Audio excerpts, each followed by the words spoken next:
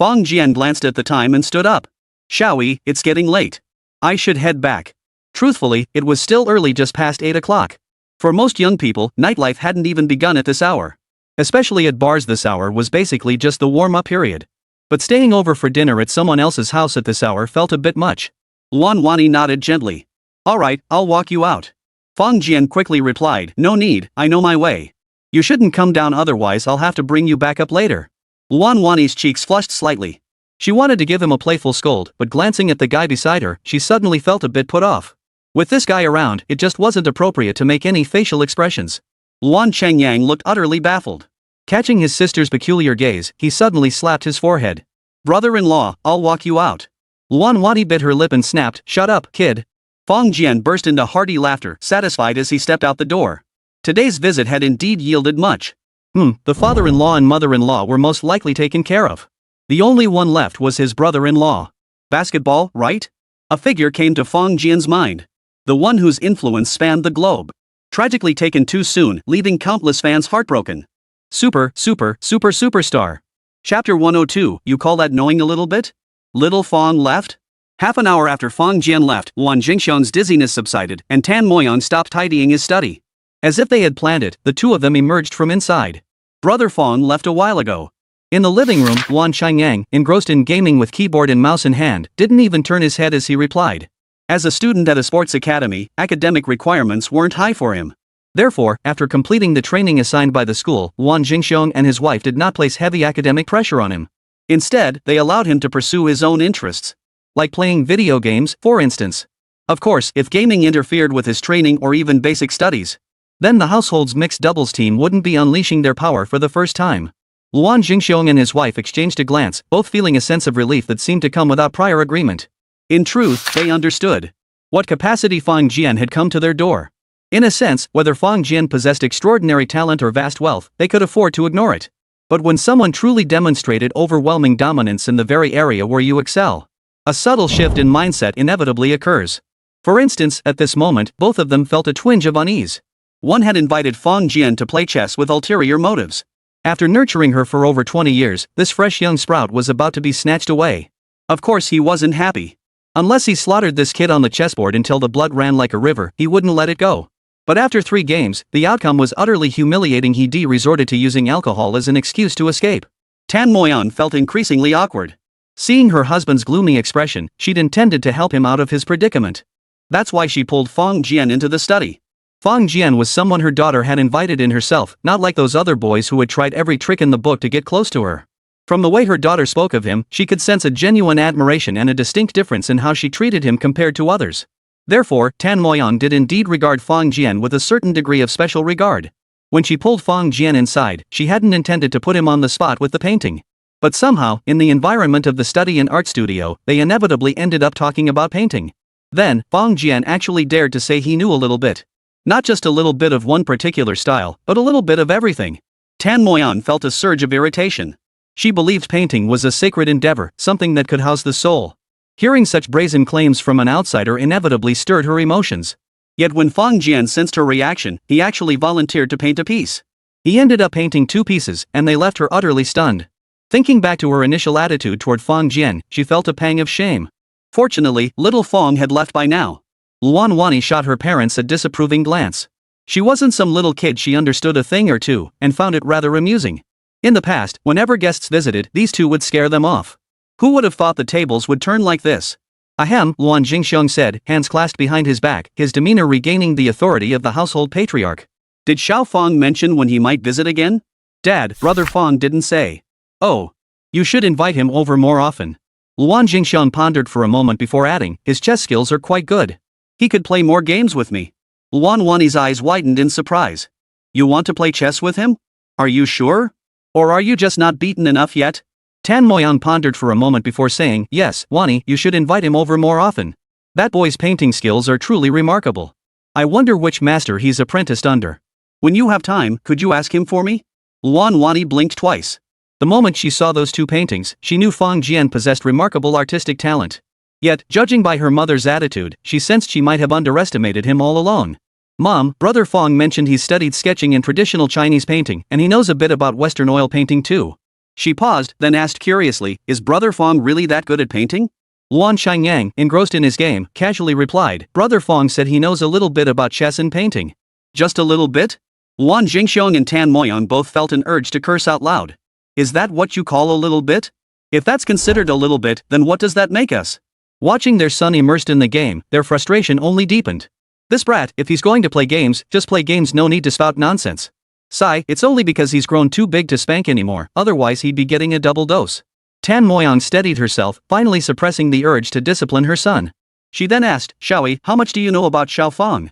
Luan Wani's face flushed slightly as she replied, not very much. Oh? Tell me then, where are his parents from? Do they own property in Yongchang? Luan Wani stammered, truthfully unsure of the answers. Though Chao Qingxin surely knew, she wasn't thick-skinned enough to pry into a man's affairs from Sister Xin. Seriously, how come you don't know anything? Tan Moyang complained. Luan Chengyang suddenly turned his head and said, Sis, you haven't been tricked by someone, have you? Shut up.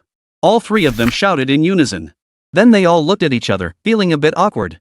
Luan Chengyang was so startled he nearly flung the mouse across the room. He carefully picked it up, only then realizing the strange atmosphere in the living room. So he turned off the TV and dashed back to his bedroom. Though the computer screen in his bedroom was smaller than the big TV in the living room, making it less enjoyable to play on, it was still passable. It was certainly safer than staying with those three out there, who were clearly in an agitated state. Seeing Luan Chengyang flee in fright, Luan Jingxiong and the others found it somewhat amusing. Clearing his throat softly, Luan Jingxiong said, Xiaoyi, we don't mean to interfere, but it's always good to get the facts straight. Luan Wani lowered her head and murmured, Her voice was so soft it was almost inaudible. Luan Jingxiong continued, truthfully, while our family isn't wealthy, we're quite well off. His tone grew serious. The dowry is non-negotiable starting at 100,000 yuan. We'll transfer it directly to your account, plus an additional 200,000 yuan as a dowry supplement. Housing in Yongchang is quite expensive. If he can't afford it right away, we can use your apartment as the marital home. Luan Jingxiong had a son and a daughter, and he had never shown favoritism toward either child. Even the family wealth, he planned to divide equally between them. Moreover, he had shown some foresight. Years ago, before property prices skyrocketed, he had purchased real estate for both his son and daughter. The son's unit was slightly larger at 125 square meters, while the daughter's was 118 square meters. With these two properties as a foundation, no matter what happened to his children in the future, they would never end up homeless. Dad, what are you talking about? Luan Wani couldn't bear to listen any longer.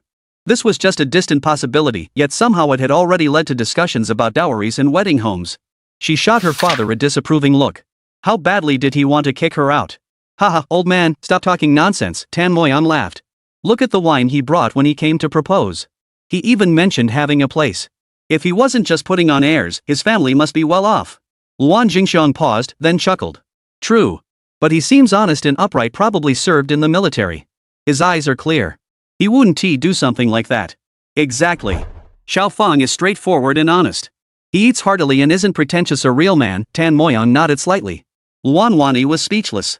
Mom, didn't you just call him a pig in the kitchen? You were the one complaining he ate too much. Now you're praising him for eating heartily as a sign of being a real man? She suddenly wanted to ask. Do you actually want to find a son-in-law? Or are you trying to recruit a son? Chapter 103. Hello, my name is Kobe.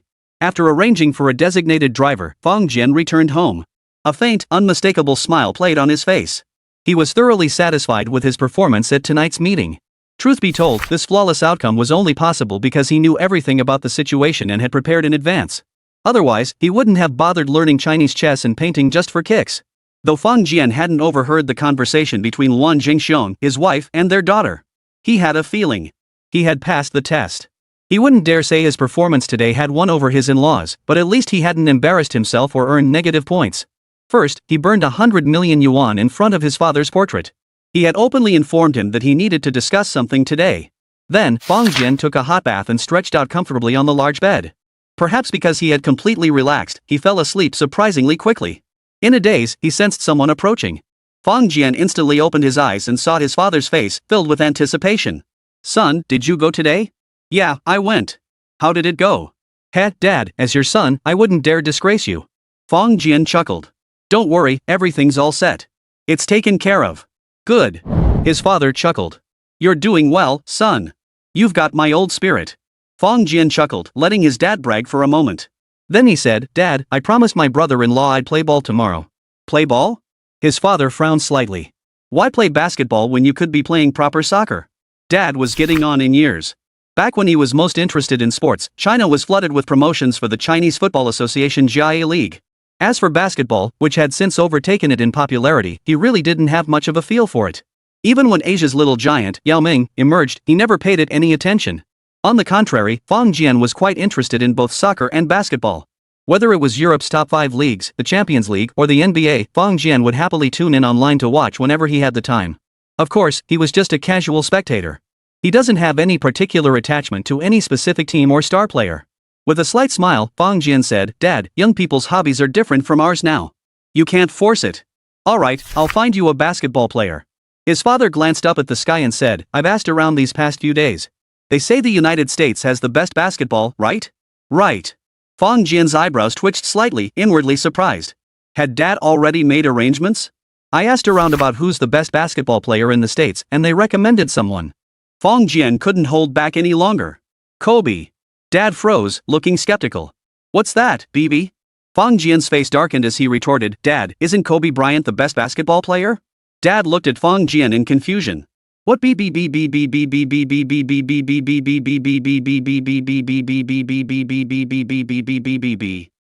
Jian rolled his eyes. In truth, when his father passed away, Kobe was still alive and a global superstar. But for someone who only cared about soccer and couldn't care less about basketball, no matter how famous someone was, he'd forget them the moment he heard their name. If you don't believe me, go ask the old folks in the park. Some might recognize Pelé or Maradona, but those who know Kobe? That's a rare few. Fang Jian's mouth twitched slightly. "Alright, Dad, who are you planning to recommend?" His father glanced up at the sky and said, "That man is called Wilt Chamberlain. They say he's the emperor of basketball." Fang Jian let out a long sigh. Wilt Chamberlain, one of the NBA's legendary superstars, dubbed the emperor of basketball. But his prime was back in the ancient era of the NBA. While his achievements on the court were undeniable, setting numerous records that seemed unbreakable by today's standards. But Fang Jian still preferred Kobe. After a moment's thought, Fang Jian asked, "Dad, do you know how tall that emperor of basketball was?"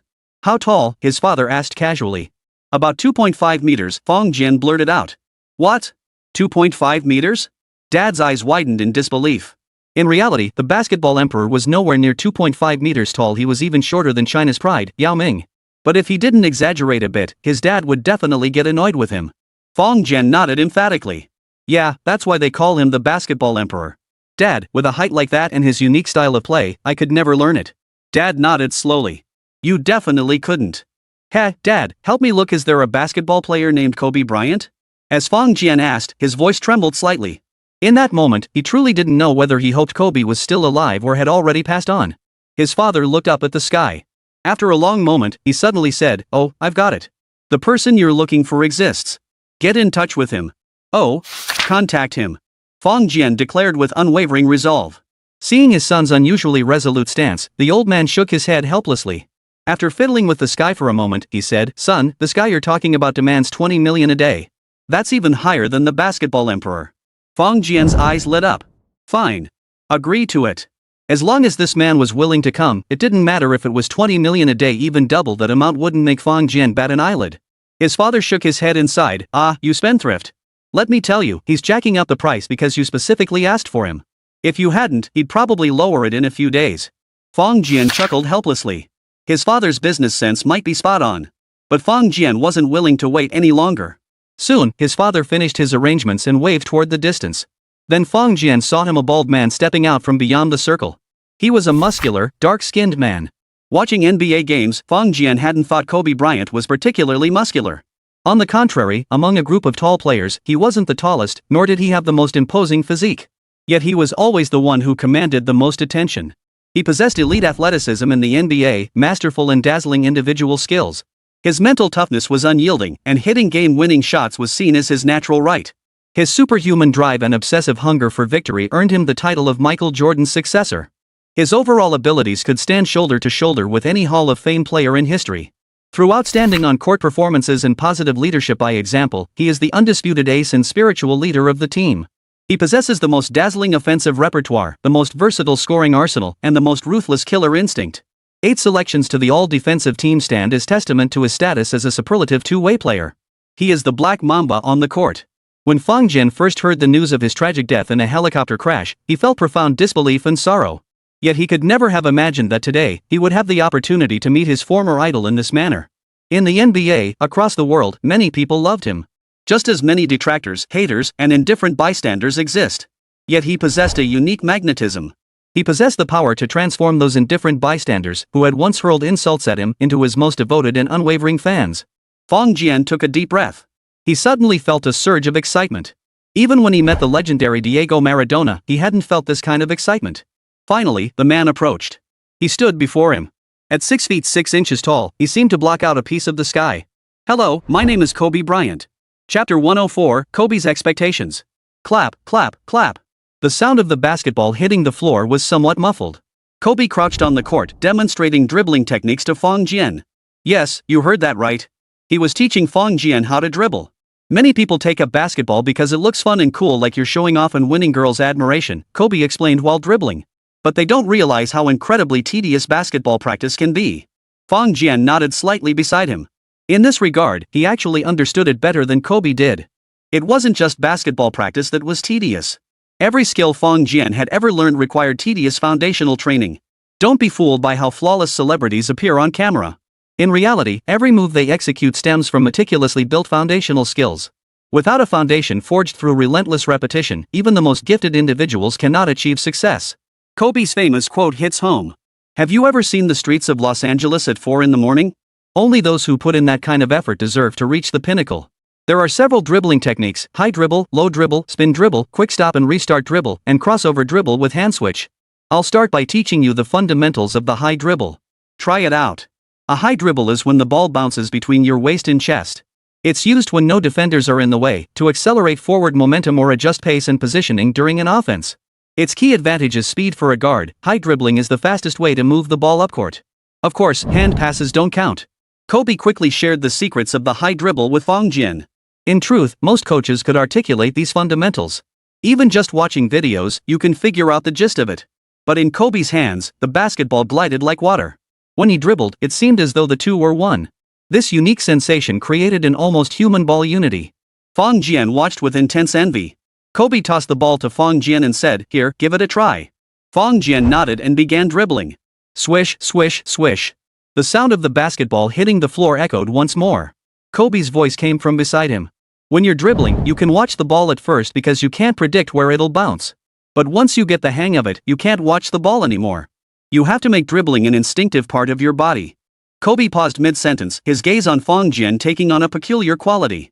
He noticed that when Fong Jian first started dribbling, his eyes were fixed on the ball. Yet, after only about 10 minutes, Fong Jian lifted his head. He was still using a high dribble, and his speed was definitely not slow. Yet the ball remained completely under his control, even though he never glanced at it again. This was... Kobe furrowed his brow slightly and said, "Don't just dribble in place. Take a few steps and see." Fong Jian took a few steps, his eyes still fixed forward, yet the ball's trajectory remained entirely under his control. Kobe exclaimed in surprise, "Did you play basketball before?" Fong Jian smiled and replied, "I played for a while." Fong Jian wasn't particularly addicted to sports and felt no special connection to basketball or soccer. Even though he'd played basketball, the total time he'd spent doing it probably didn't add up to more than a few days. Kobe's expression shifted to one of sudden understanding. So he had played before, no wonder. He knew many pickup players had solid skills and great ball feel, but they'd never received formal training. They were the classic type who could play but couldn't explain it. Such players were a dime a dozen in the States, so he wasn't surprised. Soon, all the dribbling techniques were thoroughly demonstrated. Kobe was once again struck by astonishment. The techniques he taught were all fundamental dribbling skills. When Fong Jian first started, even a fool could tell he was a complete novice. His awkwardness during the between-the-legs dribble was laughable. But before Kobe could actually laugh out loud, he saw it. Fong Jian's movements were visibly becoming more proficient at a rapid pace. In just half an hour, though he couldn't compare to Kobe yet. But compared to some who'd been practicing for about a year, he was already holding his own. Kobe rubbed his eyes. After a moment's hesitation, he asked, "Hey, how long have you been practicing this?" "About a few days," Fong Jian replied honestly. "Days? Not years?" "Yeah, just a few days," Fong Jian replied, still dribbling as he spoke. Basketball, in truth, is a sport that relies even more heavily on physical conditioning than soccer. Beyond that, ball handling skills are also crucial. But for Fong Jian, none of this posed any difficulty whatsoever. Now, he had not only reached the peak of overt strength but had even cultivated latent strength. His physical prowess was absolutely on par with any elite athlete. And his explosiveness. Alright, NBA players are physical beasts compared to the average person. But when it came to explosive power? In the face of hidden force, they were all amateurs. While dribbling certainly doesn't require the dark force, anyone who masters it is undoubtedly someone who understands their own body down to the last detail. Eye, hand, intent. Fang Jian had long since fused them into one. If he couldn't master dribbling quickly after that, it would be nothing short of a miracle. Thus, within a week, Fang Jian not only mastered dribbling without defenders but also grasped the fundamentals of dribbling through defenders with near-perfect precision. Of course, this was largely due to the unique environment. His approach of learning without eating, drinking, or sleeping was truly extraordinary, nothing else could compare. After a week, Fang Jian began learning various basketball skills from Kobe. Kobe excelled at all kinds of fancy moves to beat defenders and defensive techniques. Then came shooting. Shooting meant launching the basketball into the hoop.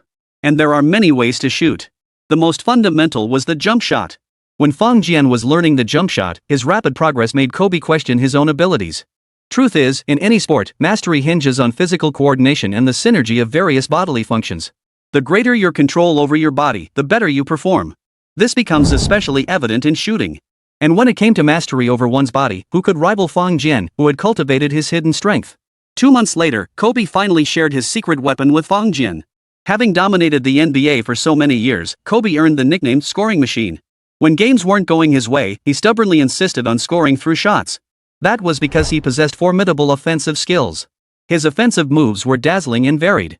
However, one move stood out as Kobe's signature play. After both basketball legends Michael Jordan and Kobe Bryant retired, it became a rare sight on NBA courts. That move is the spin jump shot. While posting up, he would change direction with the ball, feigning a drive. This disrupts the defender's footwork, then with a quick step, he spins and shoots. While everyone can describe this move, few can execute it with such mastery. Throughout NBA history, only a handful have mastered it. The most renowned practitioners were Michael Jordan and Kobe Bryant. Fang Jian was quite familiar with this technique. Back in the day, he'd seen Kobe make countless beautiful shots like this during games. 1 year later, Fang Jian and Kobe went head-to-head in a one-on-one matchup. Surprisingly, they ended up evenly matched. Kobe gave Fang Jian a thumbs up and said, "You're so much shorter than me, yet you can hold your own against me. It reminds me of someone." "Who?" "Allen Iverson.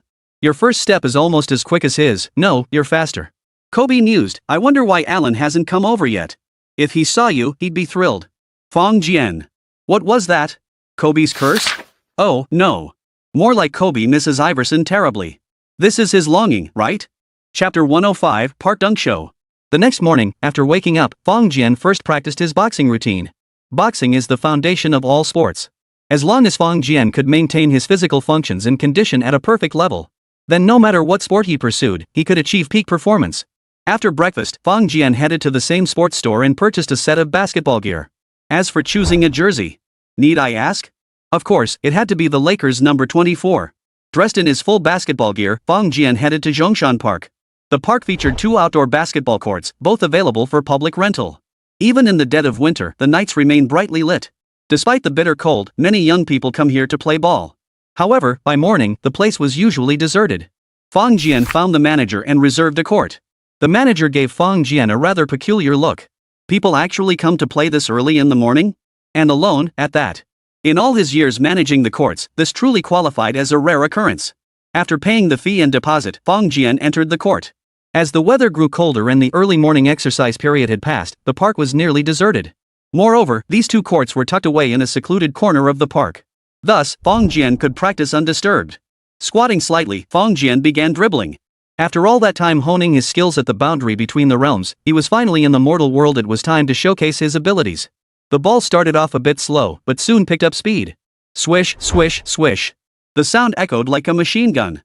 Fang Jian crouched extremely low, dribbling the ball at the fastest possible rhythm. And he was doing 2 at a time. He wanted to get his body accustomed to the movements as quickly as possible. After 15 minutes, Fang Jian tossed aside 1 ball and began his true show of skill. Yes, pure showmanship. All sorts of fancy dribbling moves flowed effortlessly from his hands. After finishing his dribbling routine, Fang Jian looked toward the rim and launched a jump shot. He was standing right on the free throw line. Thud. The ball hit the backboard and bounced away. But Fang Jian didn't lose heart. He picked up the ball and kept dribbling. Slowly, the muscle memory honed through countless repetitions and his feel for the ball began to return. After just a dozen shots, Fang Jian's shooting became remarkably precise. When others played, they focused on whether they were in the zone. But Fong Jian's control over his body far surpassed that of others. Even Kobe fell short in this regard. Fong Jian couldn't force himself to unleash 200% of his ability at any given moment. But maintaining over 90% of his ability consistently? That was no problem. In other words, if Fong Jian were to become an athlete now, then regardless of the sport, he could guarantee that as long as he avoided injury and got adequate rest, he could consistently perform at near his full potential. Just like now, after Fong Jian sank a shot, his subsequent shots maintained an accuracy rate exceeding 90%. Moreover, as his body and mind deepened their integration, his shooting became even more formidable. 90%. Not even in training could any basketball player achieve such numbers. Finally, Fong Jian gazed up at the towering blue rim and suddenly felt an impulse surge through him. He took a few strides forward, leaped high into the air, and slammed the ball into the hoop with all his might. Dunk! Fong Jian's height wasn't particularly impressive, just barely 1.8 meters. He wasn't even close to Kobe's height, and even Allen Iverson towered over him slightly. But that didn't stop him from dunking. NBA history is no stranger to undersized players. Among them, the most famous short player is Spud Webb. Standing at just 5 feet 6 inches, his vertical leap was exceptionally powerful. His vertical leap from a standing position was around 1.3 meters, and with a running start, it reached about 1.5 meters. Despite his height, he won the NBA slam dunk contest. When it came to pure vertical leap, Fong Jian could easily outshine the competition. As he soared high, Fong Jian could hear the wind rushing past his ears. The scenery before his eyes blurred into a rapid succession of images. The moment the ball slammed through the net, that sound was pure bliss. Fong Jian felt his passion for basketball had surpassed his love for soccer. Or rather, the more a sport relied on physical prowess, the more he loved it. Running dunks, jump dunks from a standstill, reverse dunks, between the legs dunks, free throw line dunks. Fong Jian thought these dunks were actually quite easy. Then, Fong Jian heard a burst of cheers. Turning his head, he noticed several people had appeared outside the basketball court at some point. They hadn't left, instead, they stood there watching his dunking display.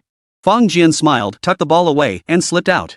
He had come here merely to get familiar with the basketball, not to seek fame. Now that his goal was achieved, it was time to leave. At noon, he ate a hearty meal. If Luan Wani saw him, she'd surely think his appetite had grown again.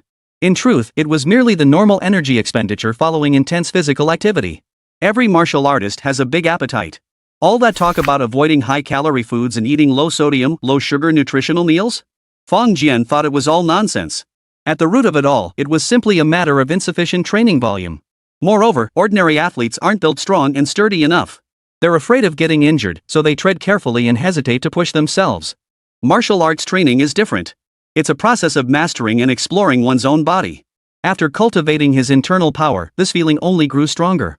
His training now was comprehensive, steadily progressing toward mastering internal force. Injuries from overtraining was no longer possible for him.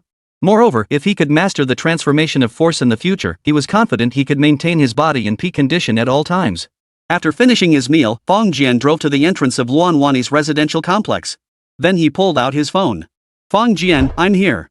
Luan Changyang, coming down now. Boys are so straightforward, he said he'd be right down, and he really was. 5 minutes later, Luan Changyang came running over with a backpack. Brother Fong, won't you come up for a visit? Fong Jian had given him the license plate number yesterday, so Luan Changyang found him right away. Fong Jian smiled faintly and said, let's go play ball first. Don't want to be late. Got it. Luan Changyang opened the car door and nimbly hopped in.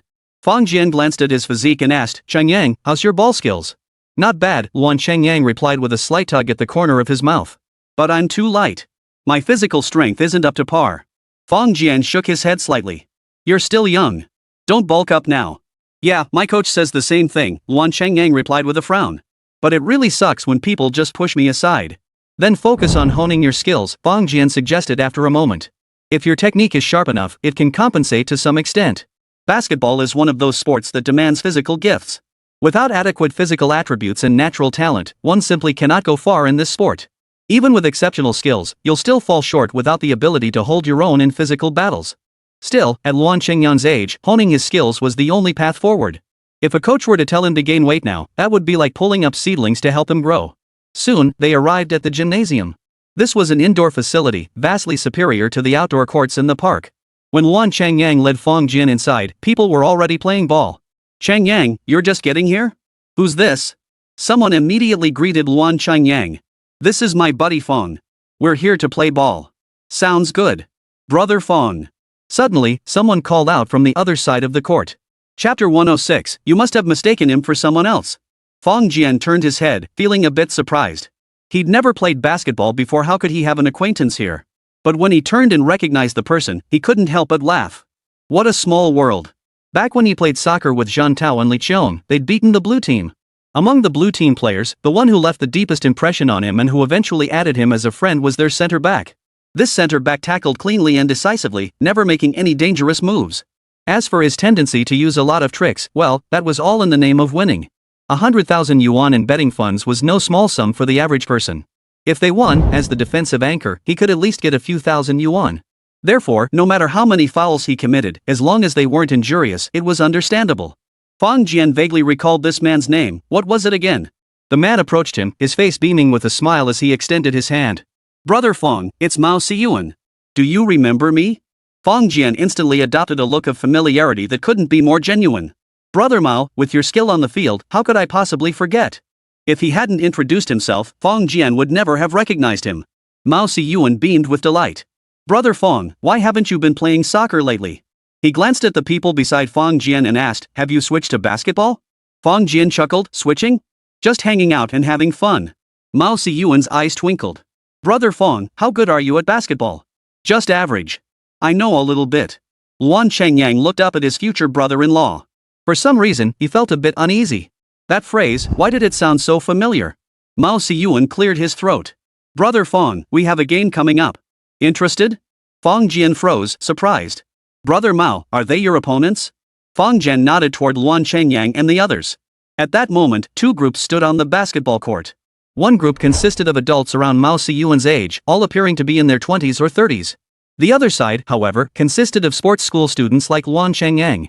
Although Fong Jian knew sports academy students specialized in athletic training, they were at a significant physical disadvantage compared to the adults.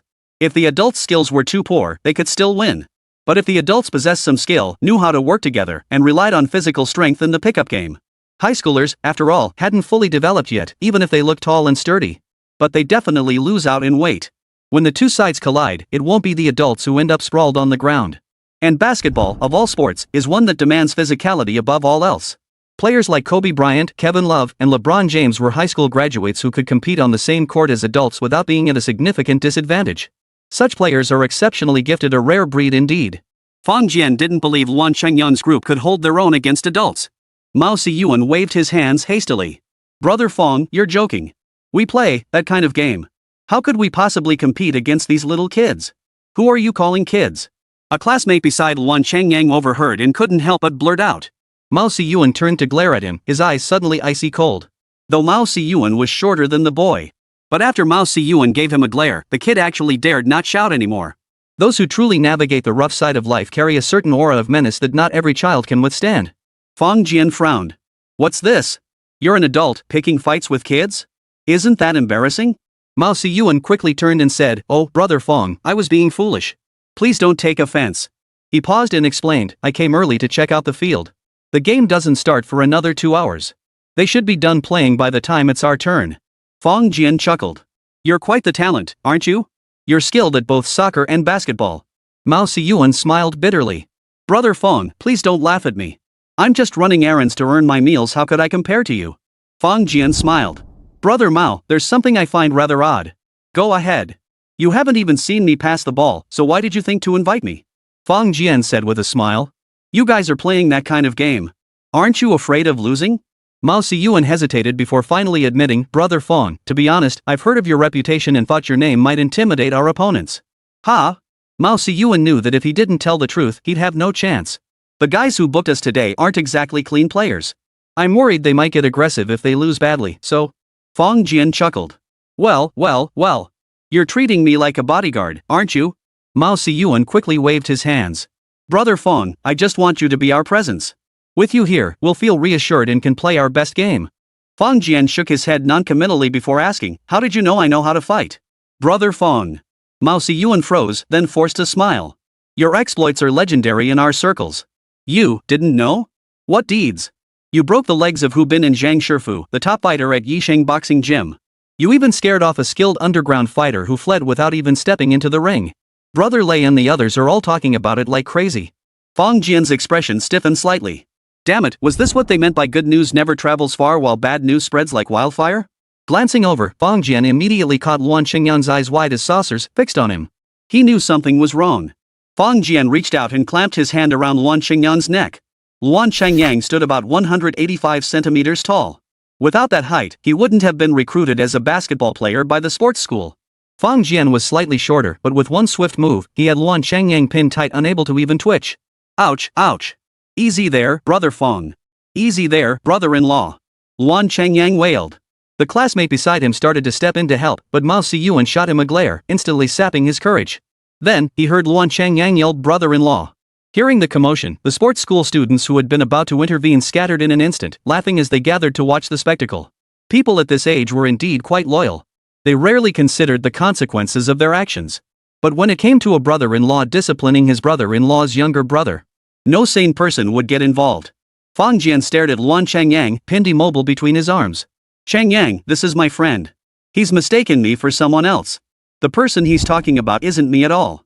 You must have the wrong person, right, brother Mao? By the time he uttered those last three words, Fang Jian was practically grinding his teeth. Mao Ziyuan cringed and quickly replied, yes, I made a mistake. Brother Fang, please don't take offense. Luan Qingyang, suddenly struck by inspiration, quickly added, don't worry, brother-in-law. I won't tell mom, dad, or my sister. Fang Jian slowly relaxed. Having such a sensible brother-in-law wasn't so bad after all. Brother Fang, I'm sorry, Mao Ziyuan said, his face flushed with embarrassment. Fang Jian waved his hand dismissively. Forget it. I'll watch them play. You go ahead. Mao Ziyuan dared not say more. He nodded with a forced smile and walked away, his face grim. Moments later, a stir arose on the other side of the court as many eyes turned this way. Especially when they caught sight of Fang Jian, their eyes flickered with a mix of curiosity and awe. Not only that, but when Luan Qingyang and his companions rejoined the group of sports school students, after a moment of whispering among themselves, those individuals too began acting increasingly skittish. Fang Jian's gaze made him feel quite uncomfortable. He glanced distantly at Mao Ziyuan. It was all this guy's fault. Mao Ziyuan shuddered, his face turning pale. Could it be that brother Fang really has it in for me? What am I gonna do now? Chapter 107, The Street Court. The game began. Sure enough, it was a match between sports school students and adults. Whoever started it, the game was pretty intense. Just as Fang Jian had predicted, the sports school students held a significant technical advantage. Their shooting accuracy, in particular, far surpassed their opponents. In contrast, their opponents seemed rather haphazard, whether in teamwork or individual plays. Their execution fell short. What puzzled Fang Jian even more was that several players possessed remarkably strong physiques yet rarely used their bodies to bully opponents. But playing with such restraint made it difficult to compete against this group of young players. By halftime, the sports school students had built a commanding lead. Of course, the total score remained low. Fang Jian had initially considered stepping in to show off his skills, but seeing the situation, he lost interest. As the game progressed, Fang Jian noticed more and more people entering the gymnasium. They were clearly splitting into two groups, some gathered around Mao Ziyuan. The other group gathered in a different corner. They chatted and laughed animatedly, arms folded as they watched the match, occasionally exchanging casual remarks with relaxed expressions. Fang Jian noticed that these individuals possessed physiques far more robust than the average person. Though he couldn't gauge their skill level, just their sheer physical presence suggested they could easily knock these big kids around on the court. Huff, huff, huff. Luan Qingyang arrived at Fang Jian's side, panting heavily. Brother Fang, brother-in-law. Under Fang Jian's piercing stare, he wisely corrected himself. What is it? I did pretty well, right? Luan Qingyang said with a hint of pride. Fang Jian smiled. Your technique's decent. As one of the 5 main players at the sports school, Luan Qingyang was indeed quite skilled to stand out on the court when it came to technique alone. But as for the rest, Fang Jian preferred not to comment. He was just sparing you kids, didn't want to run you over. The adult world really isn't that easy to navigate. Luan Qingyang nodded repeatedly. That's right. I'm one of the best players in the school. Fang Jian chuckled. The game's not over yet. Why are you running over here? Aren't you afraid of getting yelled at? We're down by over 20 points with only 5 minutes left. I won't be playing again. Luan Qingyang suddenly lowered his voice. Brother-in-law, are you planning to play in that upcoming gambling match? Fang Jian froze, surprised. You know about it? Of course I know. It's no secret. Luan Qingyang shrugged his shoulders. The gambling matches usually happen after the regular friendly games. I heard it so it doesn't attract attention. Fang Jian hadn't heard that before, but upon reflection, it made sense. Have you watched the gambling matches? Yeah. Luan Qingyang hesitated before adding, they're brutal. We can't beat them. Fang Jian shot him a surprised look. How could a young guy be so scared? Did you play in one? I played against them once. Their game is dirty. They target the person, not the ball, Luan Changyang said indignantly, clearly unwilling to accept defeat. Fang Jian chuckled helplessly. Since you knew they were playing in a gambling match, how could you expect them to play by the rules? This wasn't a formal court, it was street ball. In a casual friendly match, adults don't go all out. But once money was involved, who cared if you were an adult? That match must have left a deep impression on him. Luan Changyang whispered, brother-in-law, the guy you just talked to is a veteran of the gambling scene. He's really skilled. He hesitated before adding, whether it's playing ball or fighting, he's good at both. Fang Jian smiled and patted his shoulder. Alright, don't worry about it. I'm not betting on the game. Luan Changyang looked skeptical. Suddenly, Fang Jian felt a piercing gaze. If it were just an ordinary person looking at him, he wouldn't have felt it so intensely. But this gaze was different, it carried a thick layer of malice. Fang Jian turned his head and saw a familiar face. It belonged to a young man with a crew cut. The moment he noticed Fang Jian had spotted him, he immediately looked away, his eyes darting nervously. It was actually this kid. When Hong Shouqi, the underground fighter, came to challenge the martial arts academy, this kid had been right by his side, bellowing nonsense and taunting them all the way. This kid must be one of Hu Bin's hangers-on. Fang Jian felt a pang of emotion. As his social circle expanded, he realized Ningbo City was still rather small. How could he keep running into people just by wandering around? The young man with the crew cut whispered something to the crowd, and Fang Jian immediately noticed the strange looks people were giving him. He sneered inwardly. If they were planning to teach him a lesson. Wait, this kid knows his own strength. He shouldn't be that foolish. Suddenly, one man from the group strode straight toward him. A tall, dark-skinned man with solid muscles, standing well over 6 feet tall, approached like a towering tower. Fang Gu, right? I'm Sun Qing, a street fighter. He extended his hand toward Fang Jian. Fang Jian smiled faintly and shook his hand in return. He'd expected the other guy to try to overpower him with a firm grip. But to his surprise, Sun Chang was quite proper, just a straightforward handshake, without any attempt to intimidate him with his imposing stature. Fang Jian felt a pang of disappointment. What a shame. Brother Fang, here to play ball today? Sun Qing smiled brightly. Want to hit it off the court together later? Fang Jian raised an eyebrow, instantly understanding the other man's intentions. We'll see. Great. If we could spar with Brother Fang on the court, we'd be thrilled. With that, Sun Qing waved goodbye and walked away. Luan Xingyang's expression turned slightly peculiar as he murmured, brother-in-law, this guy, he's being really polite to you. Fang Jian shot him a look and said, what? Is he rude to people? Him? He's a bully on the court. He's always playing pickup games and has gotten into fights with people countless times. We all avoid him. Luan Xingyang rubbed his shoulder and added, last time I played with them, he slapped me. It still hurts. Fang Jian's expression tightened. He hit you?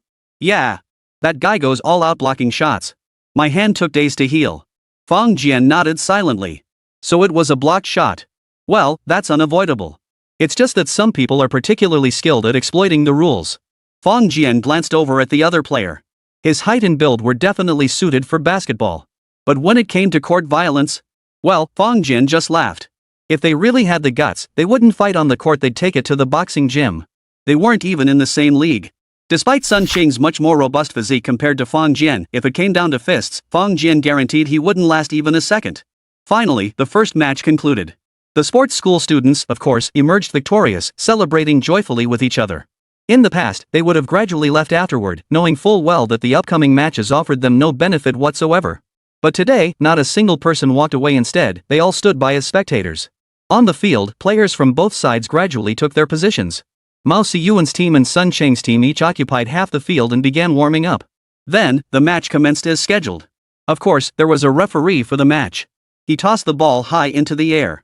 The tallest players from both teams contested the ball, with Sun Cheng getting the first touch. The intensity of this gambling match was worlds apart from the previous one. 10 players raced across the court, jostling and shoving each other relentlessly. Even those without the ball refused to back down. 10 burly men crowded together, making the vast basketball court feel surprisingly cramped.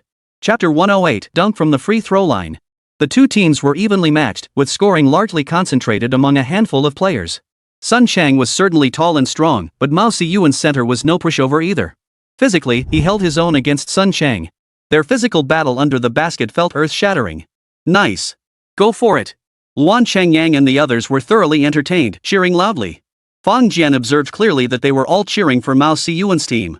Just then, Mao Siyuan caught the ball, took a jump shot from the 45-degree angle in the paint, and the ball swished through the net off the backboard. Luan Changyang and the others roared wildly, each shouting as if their own team had scored. On the other side, a burly man suddenly stood up. He was at least 185 centimeters tall, his muscles bulging in defined lumps. Without a word, he strode over, his expression fierce and menacing. He bellowed, "Shut the hell up! All of you, shut the hell up!" Luan Changyang and the others immediately fell silent, fear evident on their faces. Athletic school students might not be at a disadvantage physically, and those who train in sports often have fiery tempers. But no one was foolish. Faced with such a menacing adult, most people wouldn't dare confront him head-on. What's more, several others stepped forward behind him. Some even lifted chairs, balancing them in their hands, clearly ready to strike at the slightest provocation. Fang Jian's eyes were sharp as a knife. He instantly spotted the smug grin on the young man with the buzz cut in the crowd. This was clearly aimed at him.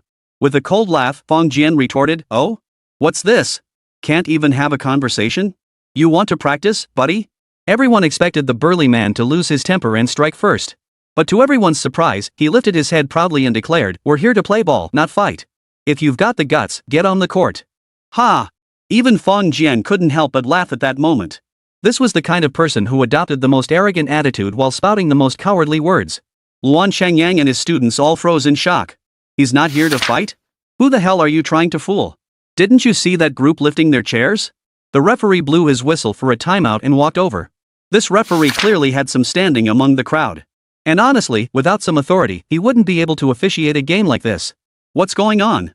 Can't you see the game isn't over yet? The burly man pointed at Luan Changyang and the others, saying, "Brother Lu, we didn't start this. It's these kids who started cursing."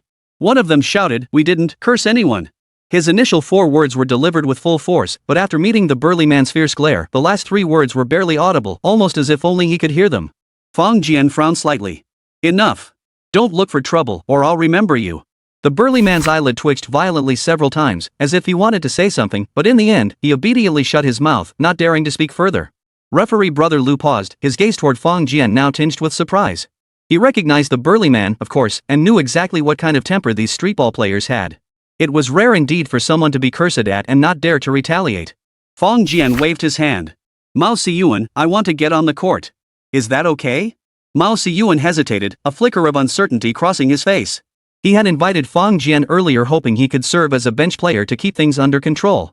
If Sun Cheng and the others started throwing punches, Fang Jian would certainly be useful. But even he hadn't considered actually putting Fang Jian on the court. No matter how tough someone was with their fists or how skilled they were at soccer, it didn't mean they could play basketball well. Still, faced with Fang Jian's request, he couldn't easily refuse. He glanced toward the tallest player on his team. Before the big guy could speak, Fang Jian blurted out, "I'll put up $10. Win or lose, we split it, brothers." Whoa! Are you serious? The court erupted in an uproar. Even among the students, several couldn't help but exclaim. 10 grand, that's 100,000 yuan. The tall guy opened his mouth, then quickly said, "Brother Fang, you don't have to do this. We welcome." Enough. That's settled. Switch people. As he spoke, Fang Jian removed his jacket and outer pants. Handing the clothes to Luan Changyang, he whispered, "Find a few classmates. Film the whole thing from multiple angles with your phones. They'll get something out of it." Luan Changyang looked bewildered but nodded emphatically before whispering instructions to his classmates. Sun Cheng and the others exchanged glances, their expressions sour. A rich person alone isn't scary. A brute alone isn't scary either. But when the two combined, that was a different story. Sun Cheng looked toward a figure in the crowd. The man raised his hand, forming a 1 with his fingers. Sun Cheng gritted his teeth and declared, "Guys, get back on the court. Let's keep going." The match resumed with the score at 32-30. Sun Cheng's team held a 1-point lead and possessed the serve. With a whistle from referee Brother Lu, a player tossed the ball into the air, dribbled it twice, and scanned the court. Then, in that instant, his vision blurred. The ball he'd just dribbled was gone. Oh no! Before he could react, a figure darted past like lightning. He turned his head, but all he saw was a receding silhouette vanishing into the distance. With Fang Jian's defensive skills and keen eyesight, these players were practically riddled with holes when they played. With a casual reach, he swiped the ball right out of the player's hands. Dribbling all the way to the opponent's basket, Fang Jian didn't even need to make any fancy moves. With just a simple layup, he tossed the ball through the hoop. After all, he'd just stepped onto the court and hadn't warmed up yet. He'd take it slow. Nice. Go, Brother Fang. The students cheered again. Fang Jian glanced around and spotted at least 4 people holding up their phones to film from different angles. He instantly felt reassured. Great shot, Brother Fang, you're amazing. Mao Siyuan ran over, raising his hands excitedly. Fang Jian reached out, clapped hands with him, and laughed, the best is yet to come. Sun Cheng returned, muttered a curse, then warned, be careful. No more mistakes. The player who had lost the ball flushed slightly and nodded firmly. Soon, a new round of offense began. This time, after several passes, the ball finally landed in Sun Qing's hands. He turned his back to the basket, spun around, and sank the shot. Despite the tall defender's best efforts, he couldn't stop it. When it was Fang Jian's team's turn to attack, just past half court, Fang Jian called out, "Give me the ball." The dribbler hesitated for a moment but eventually tossed the ball over. After all, this was the guy who had just promised to share $10 with everyone. What do they play for? For the money.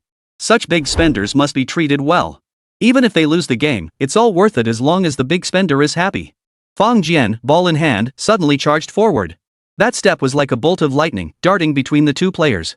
He came to an abrupt halt, jumped, and shot. The ball traced a beautiful arc through the air, sinking cleanly through the net. Nice.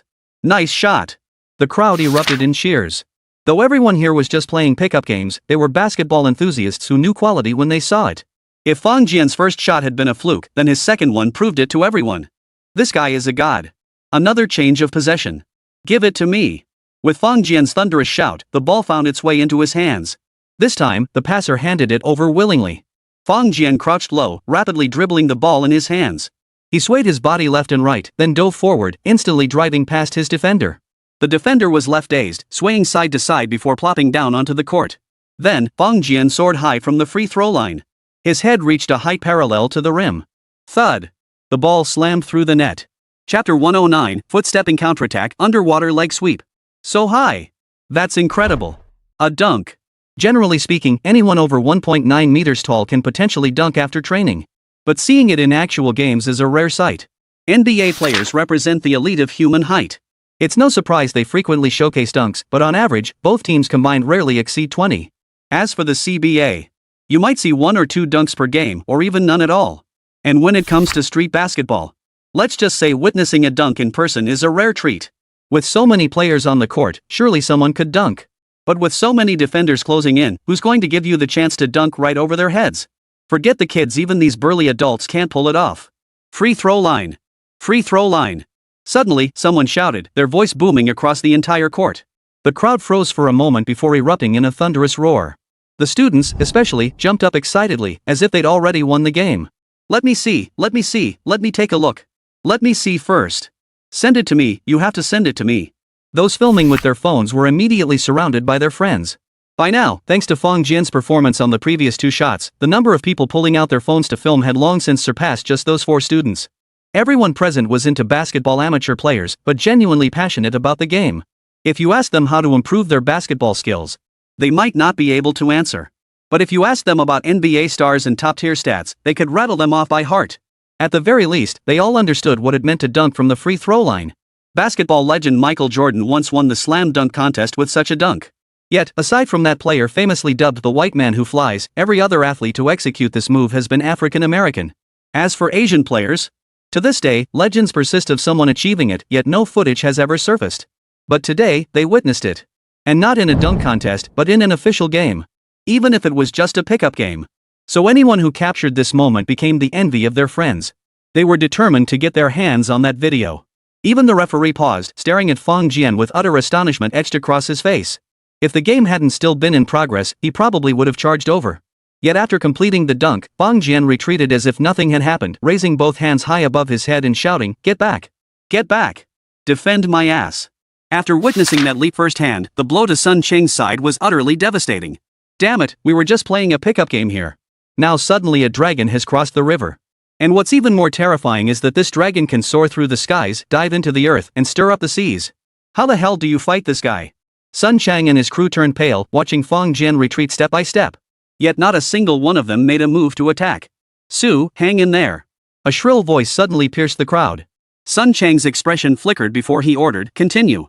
Though their morale had plummeted to rock bottom. Sun Chang's words carried undeniable authority. They picked up the ball again, though their movements had slowed considerably. With their emotions in turmoil, it was difficult to unleash their full potential. Moreover, one side was riding high on momentum, while the other could barely wait for the match to end, playing through the motions. Naturally, this shot missed the basket. When Fang Jian's team took their turn on offense, barely past midcourt, the ball handler called out, "Fang Gu." Before Fang Jian could even ask, the ball had already found its way into his hands. The crowd erupted in cheers. They all wanted to see what kind of skills Fang Jian could still display. Fong Jian certainly didn't disappoint them. He bounced the ball once, darting left and right, and in the blink of an eye, he had slipped past the defense. The defender guarding him froze, unsure which way to move, truly like a wooden post. But just then, Sun Chang released his own marker and charged toward Fong Jian. His expression suggested he was prepared to foul to stop Fong Jian. Fong Jian had encountered this aggressive defensive style numerous times during his one-on-one battles with Kobe, so he didn't give it a second thought. With a few quick, nimble steps, he shook Sun Chang off, leaving him rooted to the spot. But the instant Sun Chang stabilized, Fong Jian leapt. He launched a fadeaway jump shot.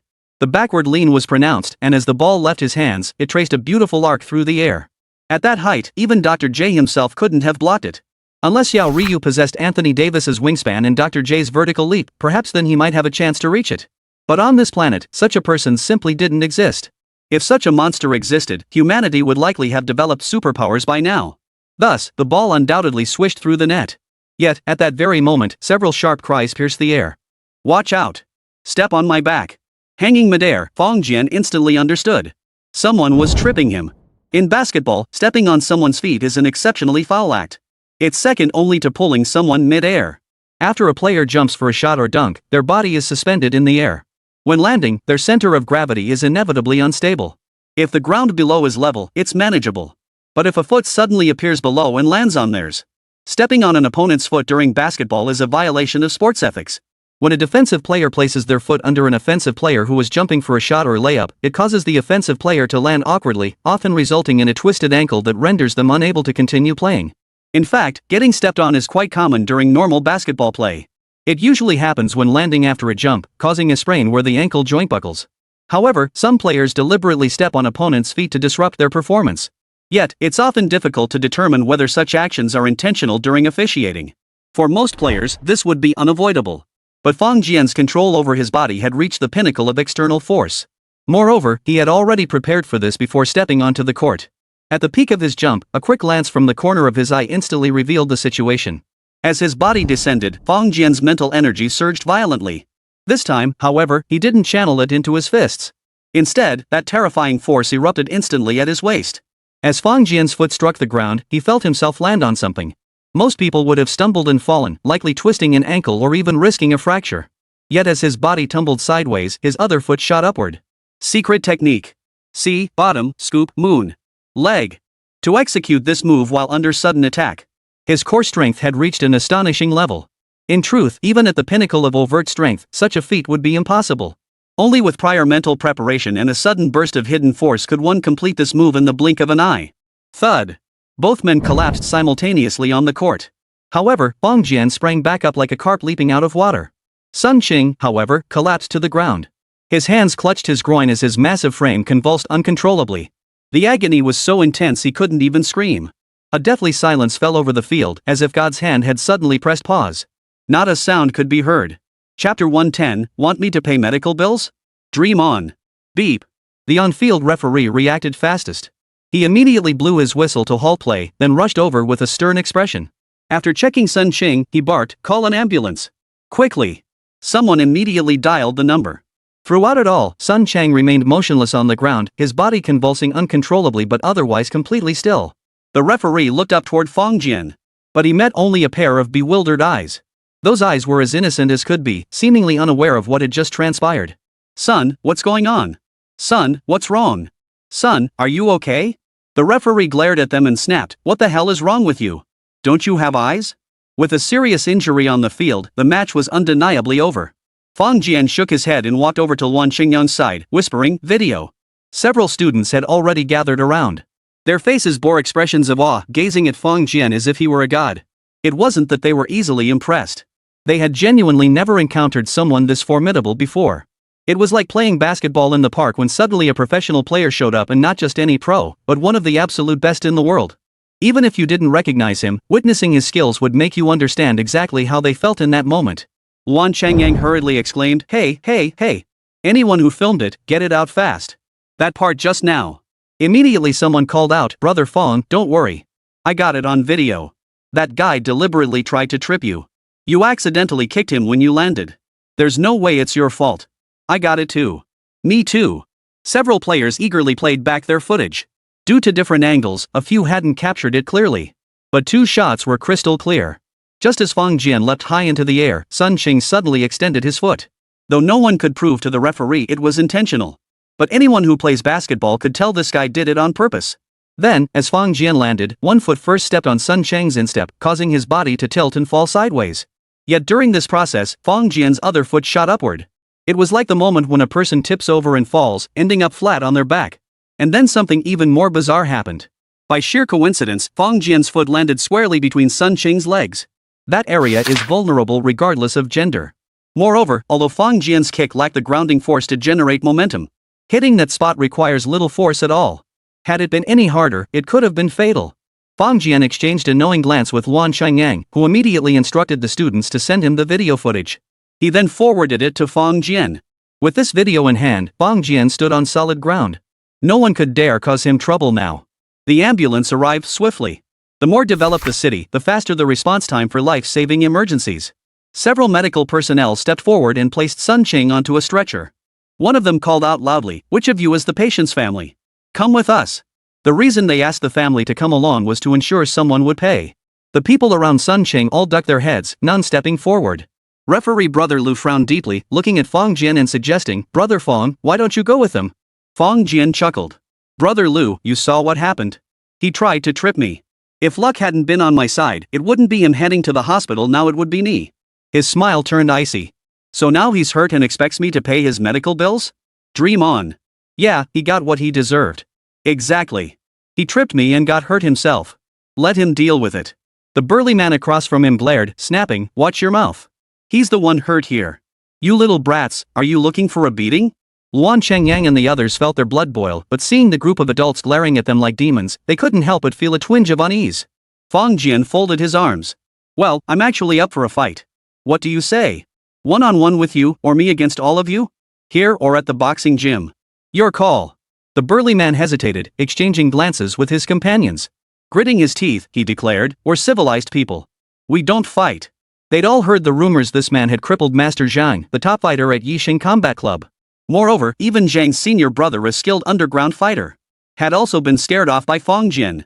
They were the type who'd pick fights on the court, relying on their size to bully ordinary folks. But to actually have them fight against such combat experts, few people actually have the guts to do that. "Hey, who's going with them?" "The patient can't wait," the medical staff shouted. "And hurry up and notify the family this person's condition isn't looking good. We'll probably need to operate immediately."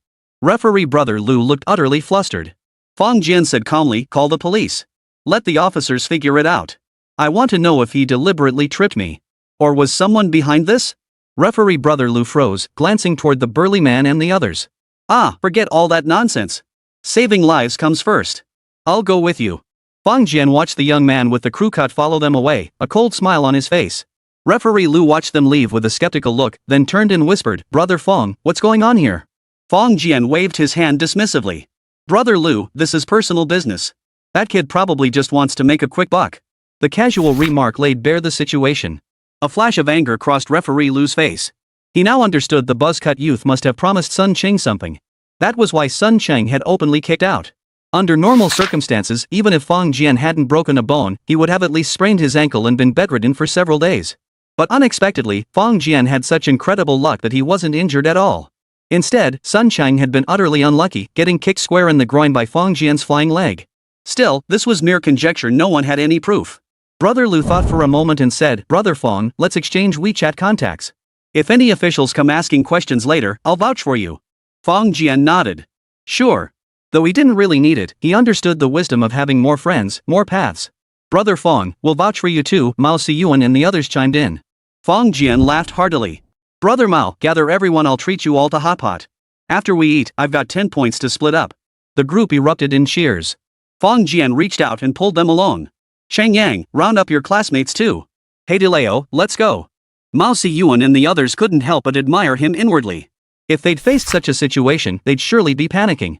But look at him, not a care in the world, still in the mood to eat, drink, and hand out cash. This wasn't just about being rich. This guy was undoubtedly ruthless. What they didn't know was that Fang Jian had encountered countless celebrities before. Under their guidance, he had long since undergone a complete transformation. Plus, with his current net worth, even if the court ordered him to pay compensation, it would be a mere drop in the bucket.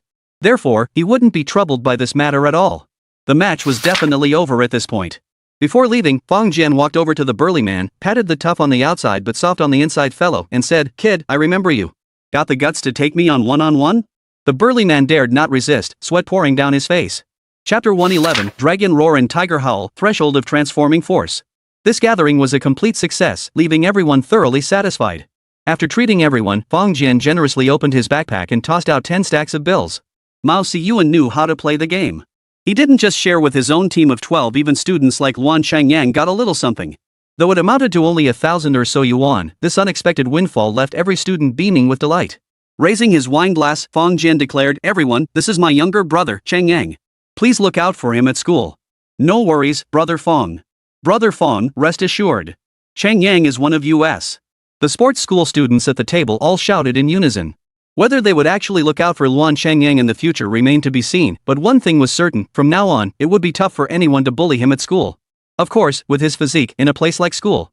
Even at a sports school, he wouldn't be easy to bully. After the meal, Fong Jian pulled Luan Changyang aside and said with a smile, "Changyang, you know what to say when we get home, right?" Luan Changyang quickly replied, "Don't worry, brother-in-law. We played ball today, and you're a great player, even better than me." Fong Jian chuckled, waving his phone. "When you go shopping from now on, pay with WeChat. I've linked a family card for you, 10,000 yuan monthly."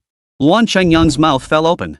Overwhelmed with surprise and delight, he nodded vigorously and exclaimed, "Thank you, brother-in-law." That earlier brother-in-law might have carried a hint of fear toward Fong Jian's strength. But this brother-in-law was absolutely heartfelt. Fong Jian smiled faintly, sighing inwardly. Luan Wani's younger brother was beyond redemption. For 10,000 yuan a month, he'd even sell his own sister. Running a hand through his hair, Fong Jian said, "Speak kindly." Then he stood up and left. The students at the sports school looked at Luan Changyang with envy. How wonderful it would be to have such a brother-in-law. Luan Changyang had already made up his mind. From now on, he'd shower his sister with compliments every single day. He couldn't let his brother-in-law's 10,000 yuan go to waste. Fong Jian called a designated driver and returned to his neighborhood. As he stepped through the door, the smile vanished from his face, and the faint flush on his cheeks gradually faded. Though he'd had a little to drink earlier, it hadn't affected him in the slightest. Right now, all Fong Jian could think about was his split-second reaction when he stepped on someone's foot. Hidden force. In that moment, Fong Jian had unleashed his hidden strength. In truth, this had not been his intention. In his original plan, he had never considered using hidden force under those circumstances. His original plan was to curl his body as much as possible when his foot landed, then get up after the fall and beat the other guy senseless. Of course, he would hold back during the beating at the very least, he wouldn't give the other guy any excuse. If it was a brawl stemming from a court altercation, then even if they ended up at the police station, it would only result in mutual compensation and apologies. Fong Jian was confident he could control the situation perfectly, ensuring his injuries would be just a tad worse than his opponent's. But in that split second before he was about to be knocked down, perhaps because he was mentally prepared, his mental strength surged unexpectedly at that very moment. His pores closed, blood flow accelerated. Adrenaline surged instantly, unleashing a torrent of energy. This energy converged at his waist. In that instant, Fong Jian felt as though he had entered a whole new realm. He seemed to gain complete control over every part of his body. And so, what had once seemed impossible unfolded with natural ease. In midair, without any leverage, Fong Jian delivered that kick. Everyone assumed it was a fluke and involuntary reaction as he fell. But only Fong Jian himself knew it was deliberate. Intentional injury. Yet he would never admit it. Just as Sun Chang would never admit his trip was deliberate. Fong Jian carefully recalled the sensation of that moment. He had studied boxing under Master Li Shuwen. He had already mastered the cultivation method of redirecting force. Yet in the dream realm where yin and yang converged, despite 2 years of study, in reality, he remained utterly at a loss, unable to find a concrete way to apply it. In martial arts, transforming force was essentially a realm of cultivation. After mastering hidden force, martial arts masters could begin to subtly control their own chi and blood. Otherwise, one cannot muster the energy to accelerate blood flow, close pores, and stimulate adrenaline. While ordinary people might also reach this state through excitement or fright. However, the difference between unconsciously performing these actions under stimulus, the effect achieved by consciously controlling the body to perform these actions is worlds apart.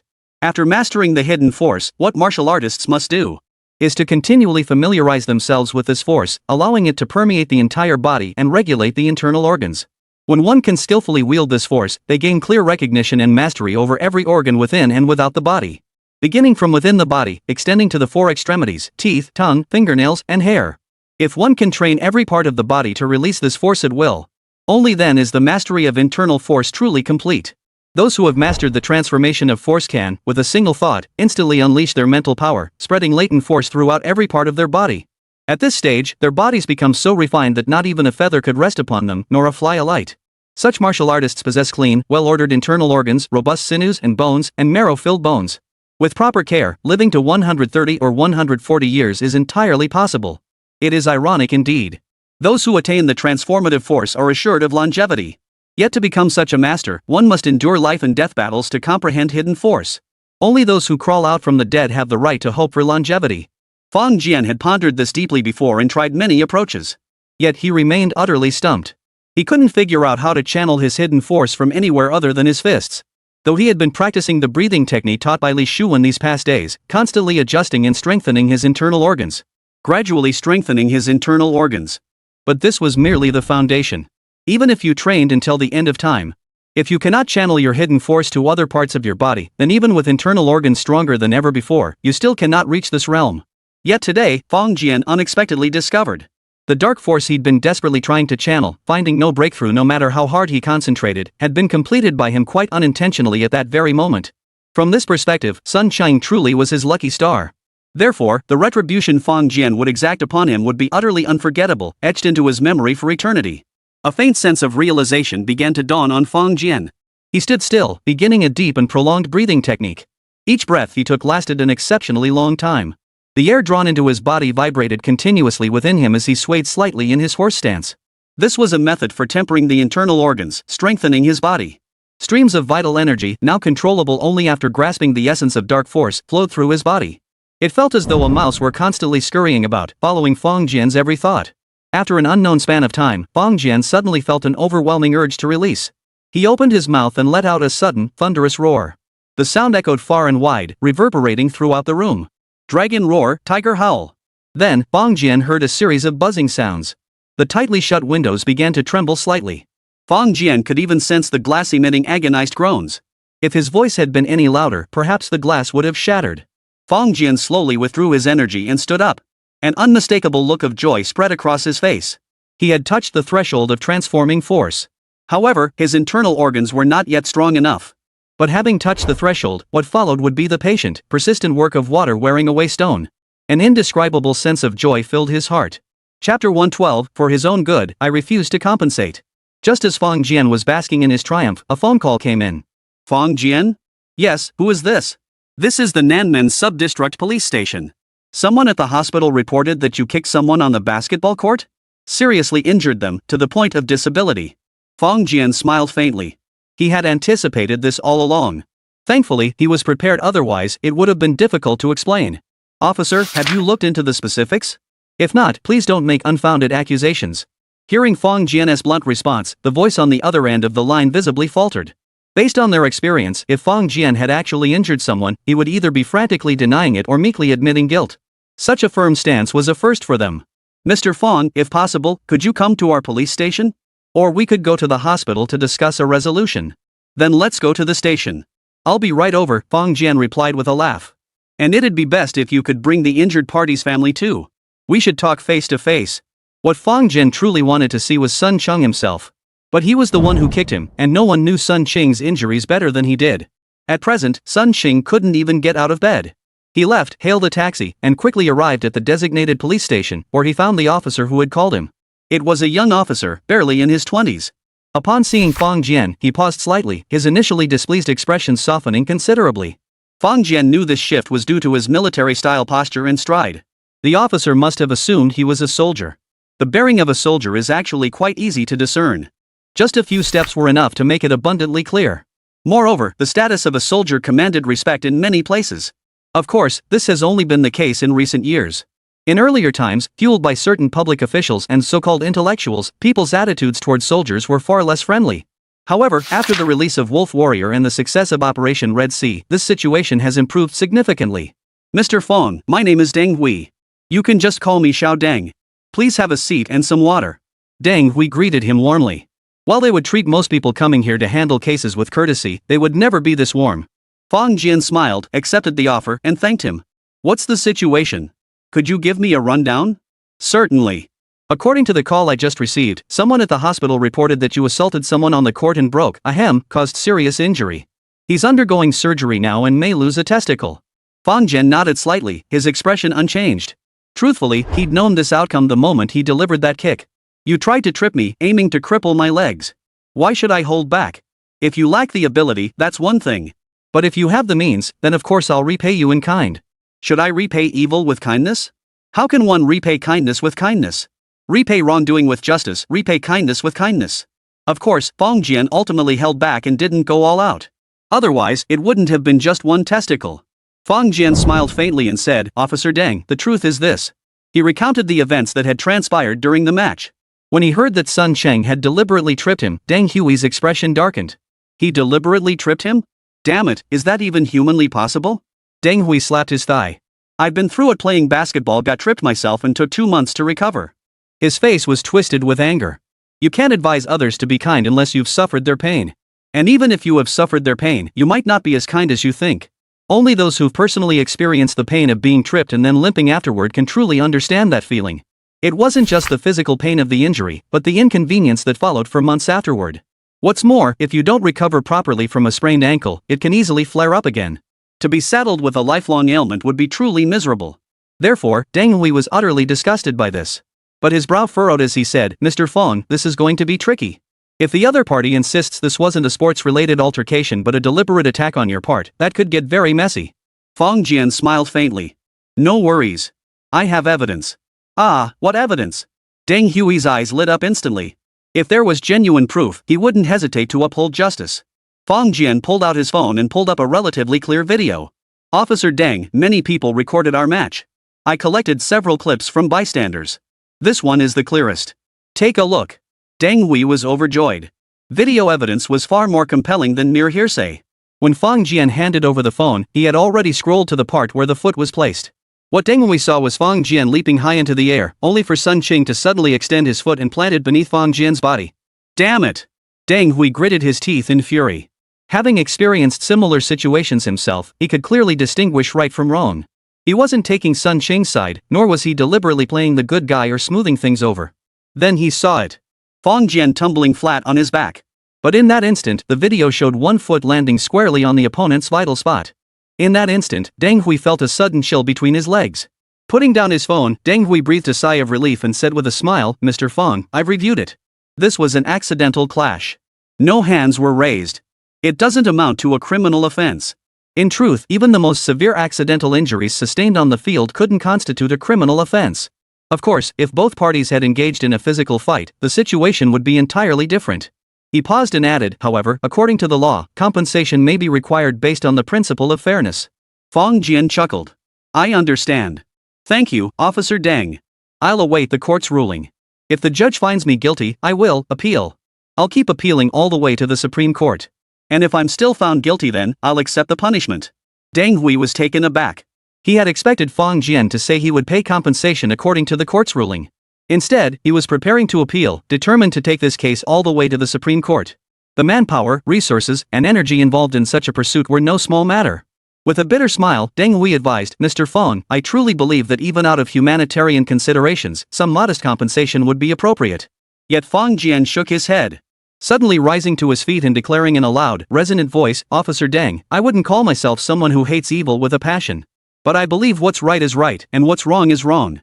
Everyone must obey the law. We can't let the innocent party pay compensation just because one side is vulnerable or injured. We've taken a wrong turn, thinking the weak always have the upper hand. Look at our streets now, electric bikes weaving recklessly, pedestrians ignoring red lights, while law-abiding drivers drive in constant fear. Does that seem fair to you? Deng Hui listened, speechless and utterly bewildered. What the hell am I doing? Are we even talking about running red lights? That's handled by traffic police. It's none of my business. Fang Jian continued, that's why I believe we can't sweep this under the rug. I must stand up for my rights. If wrongdoing gets rewarded, it's not punishment, it's an invitation to crime. To prevent Sun Qing from heading down that path, I'll stick to my principles without compromise. They weren't in a closed office. They were in a bustling hall where many people were handling cases. After hearing Fang Jian's impassioned speech, the entire bustling hall fell silent for a moment. Whether officials or citizens conducting business, all wore expressions of utter bewilderment. They all shared the same thought. Where did this guy come from? Chapter 113, Impartial Justice, No Wrongdoing Against the Good. Fong Jian left 4 videos behind before departing the police station. Throughout the entire process, even though they knew Sun Sheng had been injured and his family was causing a scene at the hospital, no one suggested detaining Fong Jian. With these 4 videos as evidence, even a fool could see who was right and who was wrong. Even if Sun Sheng's family wanted to sue Fong Jian, the final decision would rest with the court. The officers weren't on the Sun family's payroll, they'd never do something like this for Sun Sheng. Besides, what era are we living in now? If Fong Jian were detained over this, anyone could foresee the consequences. The footage would be posted online with a sensational headline. After that, the constables would be in deep trouble. Seeing Fong Jian so forceful, even if someone wanted to speak up, the thought of the consequences silenced them instantly. Picking a fight with someone this stubborn and fiercely righteous? That'd be like having nothing better to do. After Fong Jian left, Deng Hui tackled some backlogged cases. The police station wasn't a criminal investigation unit. The cases here were mostly trivial matters. Major, high-profile cases never even reached this level of administrative unit. Of course, assisting with investigations and such was still necessary. Finally off duty, Deng Hui and several colleagues headed to the cafeteria for dinner. Not being a native of Yongchang, he didn't own a place here. Still, as a single guy, living in the dorm and eating at the cafeteria suited him just fine. In his free time, he played basketball or video games with his co-workers. The new generation of officials were just normal young people with their own favorite pastimes. But today's incident kept circling in his mind, refusing to let go. Suddenly, a colleague slapped his thigh hard and exclaimed, "Holy crap, this has to be a joke." What? What? A group of young men around the same age huddled together, their curiosity no less intense than that of girls. The colleague pointed at his phone and said, "I was scrolling through Douyin, and guess what I saw?" "What's the big deal?" the others asked curiously. "A dunk." "Holy crap, someone can actually dunk." "Pfft, so what if he can dunk? I can do that too." A colleague standing at 6 feet 2 inches declared proudly. The first speaker shot him a dismissive look. "Your dunk? Ha! Could you dunk in a game?" The tall colleague flushed slightly and admitted, "I dunked once back in school." "Ha! That was just dumb luck." The group burst into laughter. "Alright, enough laughing. I downloaded it. I'll share it in the group chat for everyone to see." Curiosity piqued, everyone lowered their heads to watch. They all knew this was no ordinary dunk. Otherwise, it wouldn't have left their colleagues so astonished. Yet even so, a few minutes later. Holy crap! Holy crap! Is that even human? Yellow-skinned people, this is yellow-skinned people. Deng Hui felt a tingle of curiosity, peeking at the screen for a few seconds before his eyes widened in shock. A dunk off the free throw line? The video was clearly very rough, with no editing whatsoever. Yet, at the exact moment the player leaped, a thick line appeared. This bold line starkly indicated to viewers that this man had actually taken off from the free throw line. Then, his soaring body rose like a white crane taking flight. He slammed the ball into the hoop with sheer force. The person filming clearly understood the game, and the angle captured the moment perfectly. Not only did it capture the jump itself, but also the dribble move that led up to it. Feinting left and right, spinning in for the drive, then soaring skyward, all executed in one fluid motion. Seeing this series of moves really gets your blood pumping, especially for basketball players. Who on earth is this guy?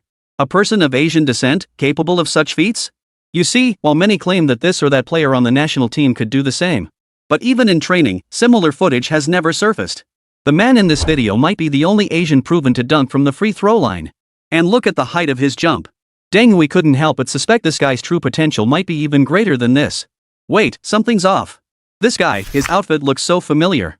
Just then, the man finally landed, and the camera panned to his side. Though not a full frontal view, Deng Hui recognized him instantly. Holy crap, I know this guy. What? Deng Hui, you know this big shot? No way, how could you possibly know him? Everyone voiced their doubts.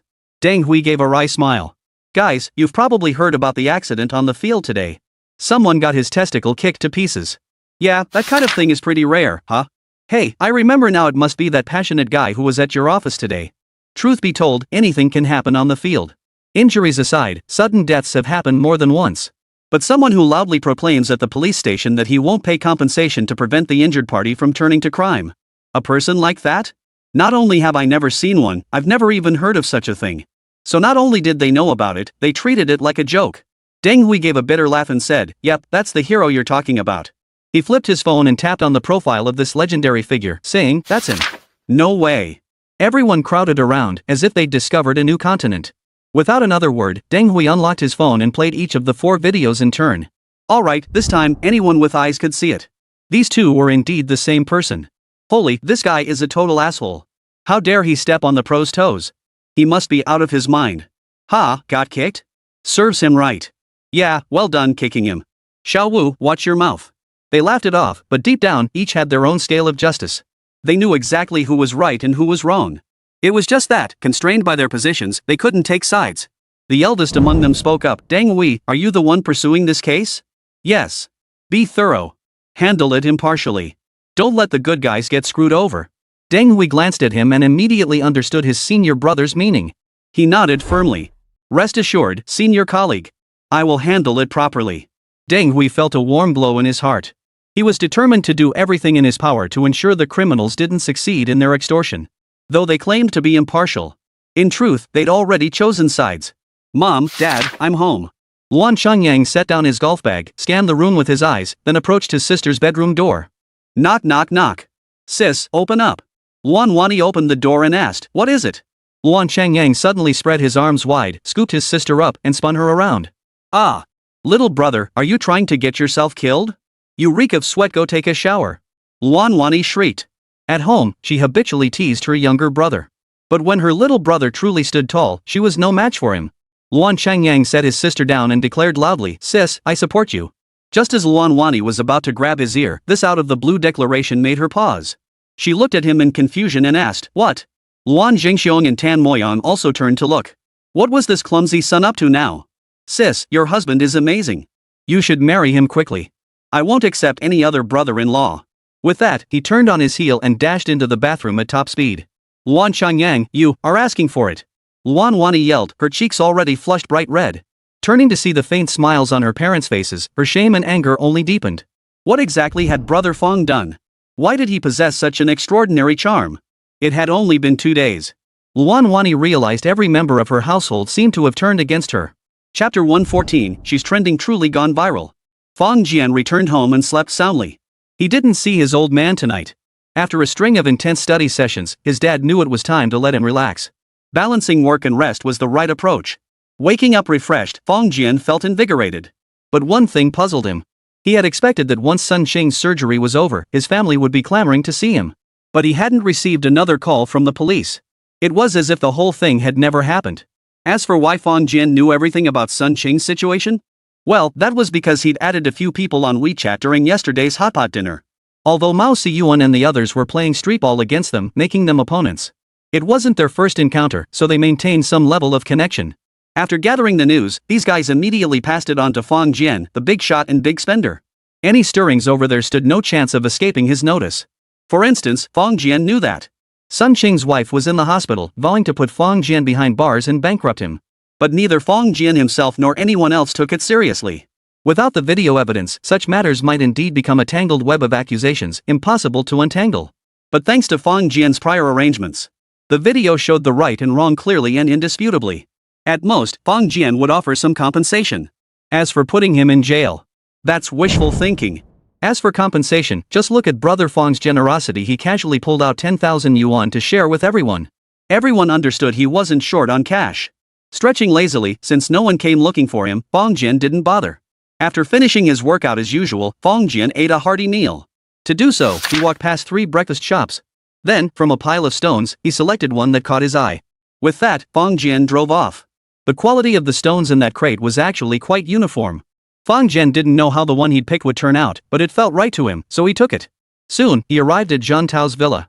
Security in this neighborhood was tight. Outside vehicles had to register before entering. However, for regular visitors, they would wave them through. This time, just as Fong Jian rolled down the window to give out Zhang Tao's number, a security guard stepped forward. Brother Fong is here. Fong Jian paused. The security guard looked vaguely familiar, but they'd never interacted before. The guard quickly added, Brother Fong, I saw you playing ball yesterday. Oh, you were there too?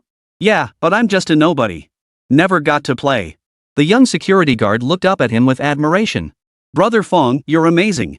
Fong Jian smiled and tapped the gate with his finger. The guard immediately understood and jogged over to open the gate for him. Who would have thought playing one game could come with such a perk? Soon, Fong Jian arrived outside Zhang Tao's villa. He had already called the guy before coming and knew he was waiting at home. By the time he parked, Zhang Tao had already opened the door to greet him.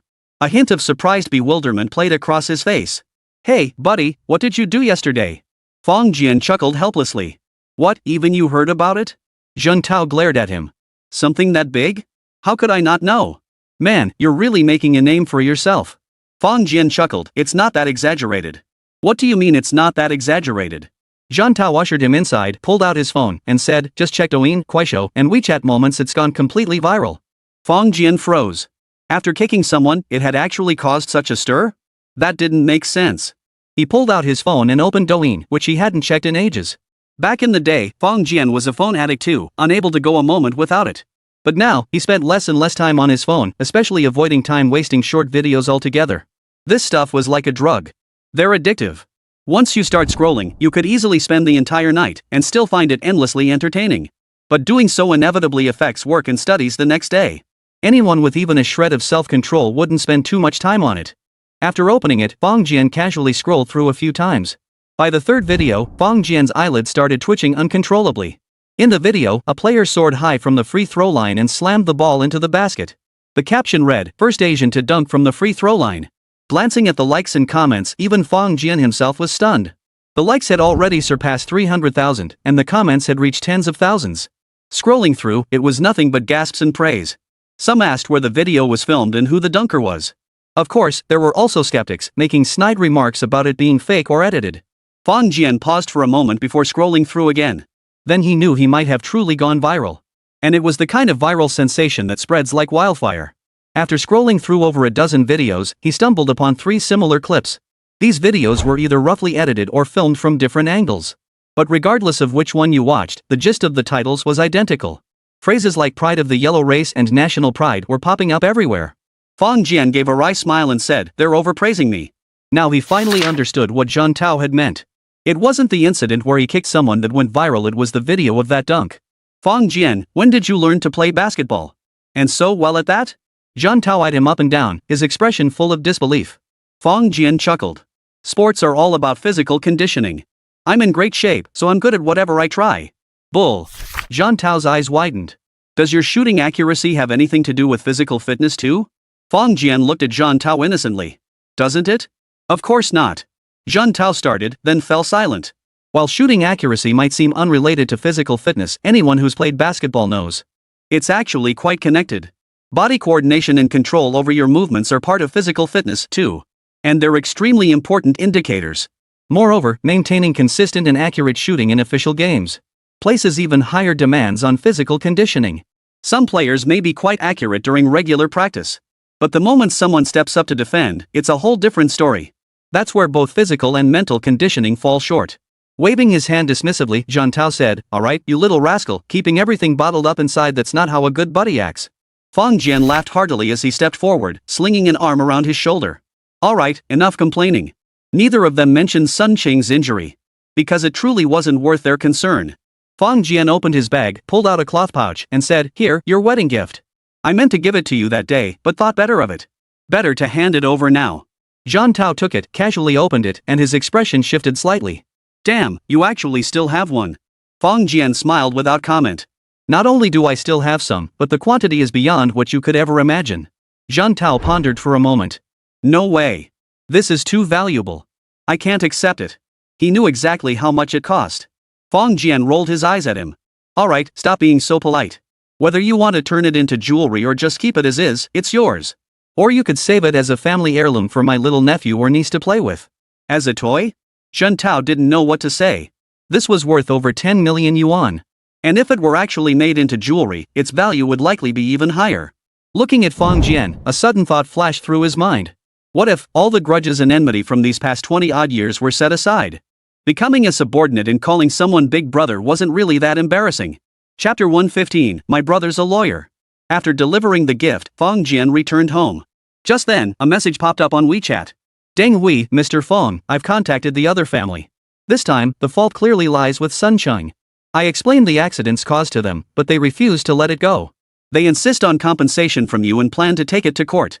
Fang Jian smiled faintly and replied, "Thanks, Officer Deng. Got it. Deng Hui, Mr. Fang, if the judge summons me, I'll appear in court and truthfully present the facts. However, you'd be wise to hire a lawyer, preferably one knowledgeable in criminal law. Would you like me to recommend someone?" Fang Jian understood his meaning, better safe than sorry. Fang Jian, "Thank you, Officer Deng. My brother happens to be a lawyer."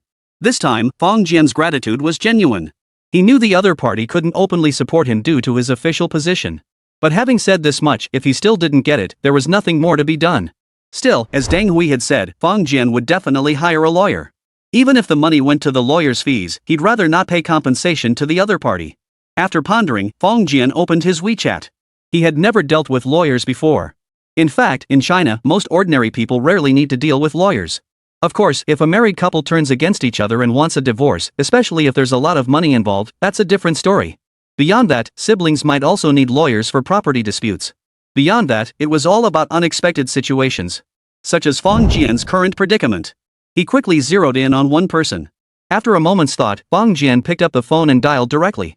Typing this out would take too long, better to just call. Soon, the call connected. Hey, isn't this little Jian? Missed your big brother? Fang Jian's expression darkened slightly. Xiaohua, I changed my name to Fang Jian a long time ago. Alright then, Fang Jian. What brings you calling? Fang Xiaohua, if you trace their lineage back a few generations, they shared the same great-grandfather. But by now, their relationship had grown quite distant. Still, no matter how distant, they remained brothers connected by blood. Xiaohua, I need to hire a lawyer who specializes in criminal law. Do you have any recommendations? Fang Jian got straight to the point. Criminal law? Fang Xiaohua hesitated. Are you looking for one, or is it for a friend? Of course it's for me. For yourself? Yes. Fang Jian, tell me straight, what trouble have you gotten into? Fang Xiaohua's voice turned stern.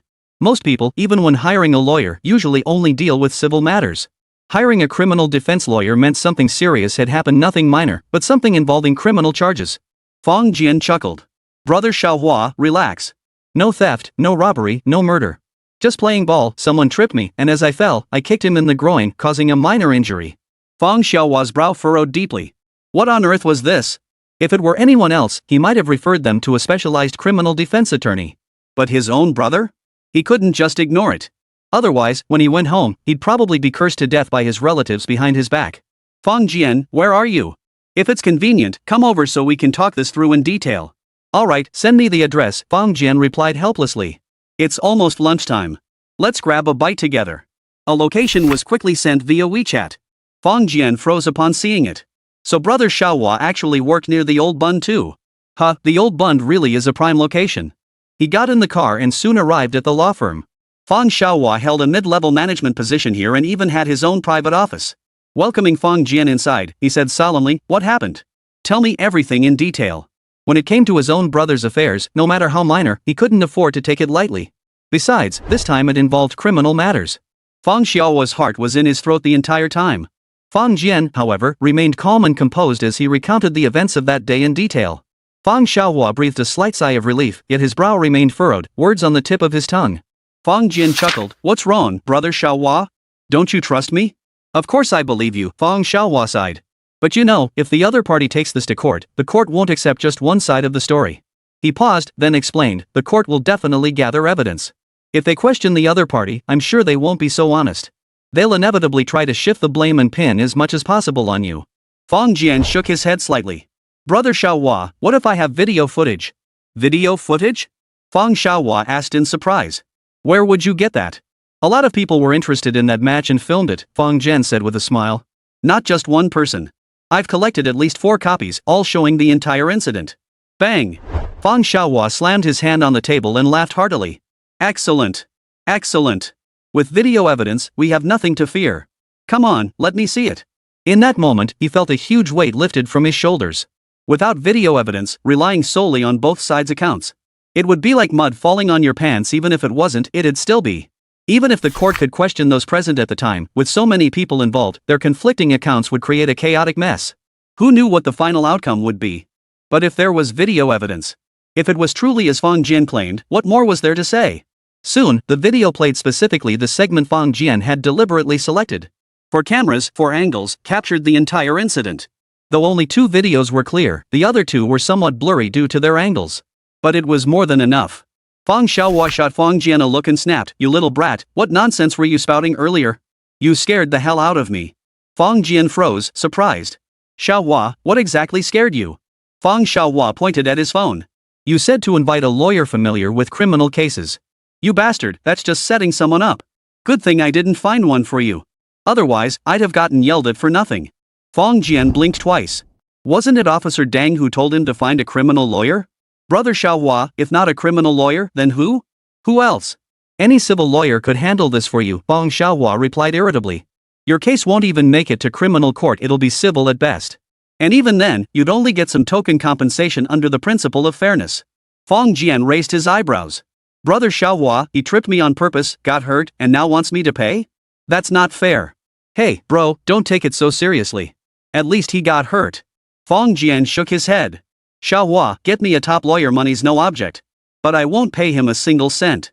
Seeing Fang Jian so adamant, Fang Xiaohua felt a headache coming on. Bro, dragging this out will only cause trouble. I don't mind trouble. I have the money and the energy, Fang Jian said with a smile. Alright, I'll look into it, Fang Xiaohua replied. Your case isn't complicated, but since we're family, it's awkward for me to take it on. I'll get back to you later. Fang Jian nodded. Fang Xiaohua thought for a moment, made an appointment with someone, then said, Fang Jian, let's grab a bite. I'll introduce you to someone capable. If she takes your case, she'll definitely minimize your losses. He opened his phone, searching for something as he continued, you don't mind Western food, right? I'll take you to a music restaurant that's trending online lately. A musical restaurant? Fang Jian paused slightly, thinking to himself. It couldn't be that coincidental, could it? Moments later, Fang Xiaohua's colleague arrived. It turned out to be a female office worker in her 30s. The moment she saw her, Fang Xiaohua instantly became enthusiastic. Then they arrived at the restaurant Fang Jian knew best. Chapter 116, The Spoiled Little Girl. The three approached, opened the restaurant door, and stepped inside. It was peak dining hour. The place was packed with people. Fang Jian was quite surprised to see that Su Mao Restaurant's business was booming more than ever. A waiter spotted Fang Jian, his face lighting up with delight. He immediately approached the trio, gave them a slight nod, and smiled, saying, Hello, Teacher Fang. Ah, hello, Fang Xiaohua paused, then returned the professional smile. But inwardly, he was puzzled. How did this waiter know his surname was Fang? He had only dined here twice and never mentioned his name. Moreover, he wasn't a regular customer here. He couldn't figure out how the waiter knew. As for being called Teacher Fang, that was perfectly normal. At his firm, besides handling lawsuits for clients, he also bore the responsibility of teaching junior lawyers.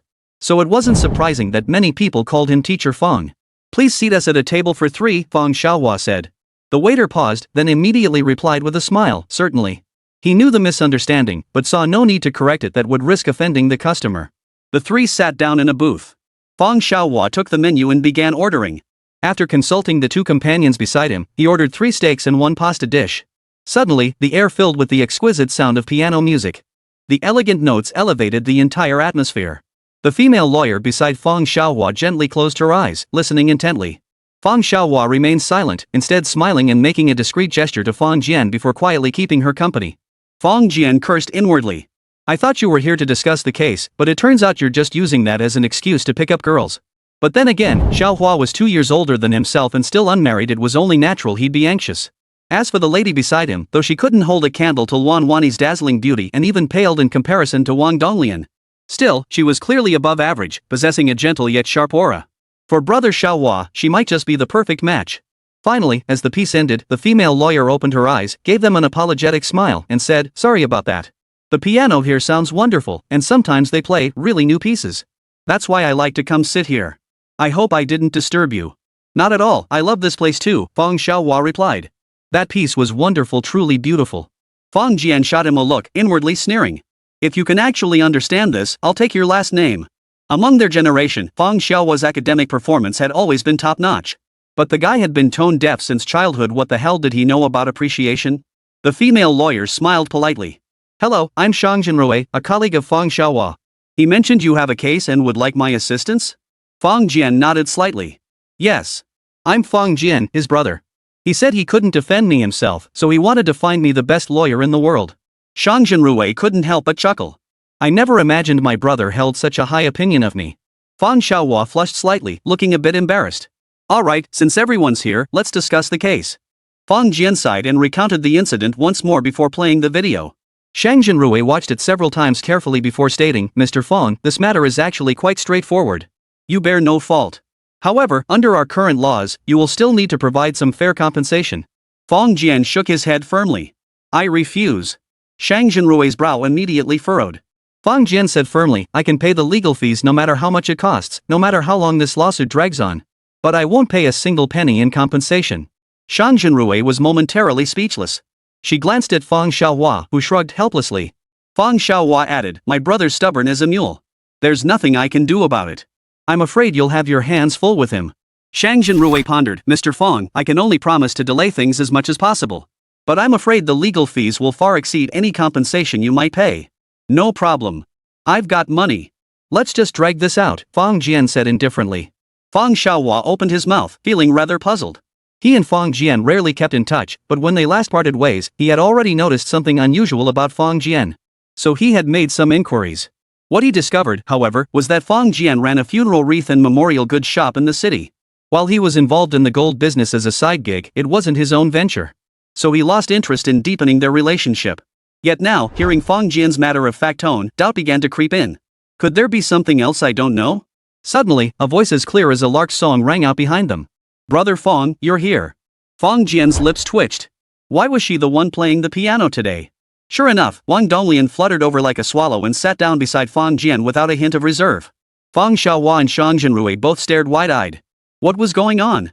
The former was understandable, but the latter had actually studied music as a child.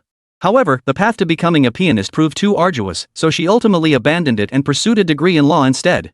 Yet all these years, Shang Jinrui had never let go of her piano dream. That's why, upon discovering this restaurant where she could often hear beautiful piano melodies, she became a loyal customer. She naturally recognized the pretty little girl before her. One of the 3 pianists at this restaurant. But she actually recognized Feng Jian and was so familiar with him. Just seeing her proactively wrap her arm around Feng Jian's and casually squeeze her way through the crowd made it clear that the relationship between these two was absolutely extraordinary. Feng Jian felt a tingle of unease. He quickly tried to create some distance between them. But the problem was, with one arm already wrapped around him, there was no way he could pull away. With a wry smile, Feng Jian said, Xiao Wang, there are guests here. Let go. Oof, Wang Donglian tightened her grip, showing no intention of letting go. Feng Jian looked up helplessly, only to catch Feng Xiaohua winking at him twice, a hint of mischief in her eyes. Sighing, Feng Jian explained, Xiaohua, Attorney Shang, this is my friend Wang Donglian. She's still young and doesn't know any better. Please don't take offense. Wang Donglian glared at Feng Jian, grinding her body against him forcefully.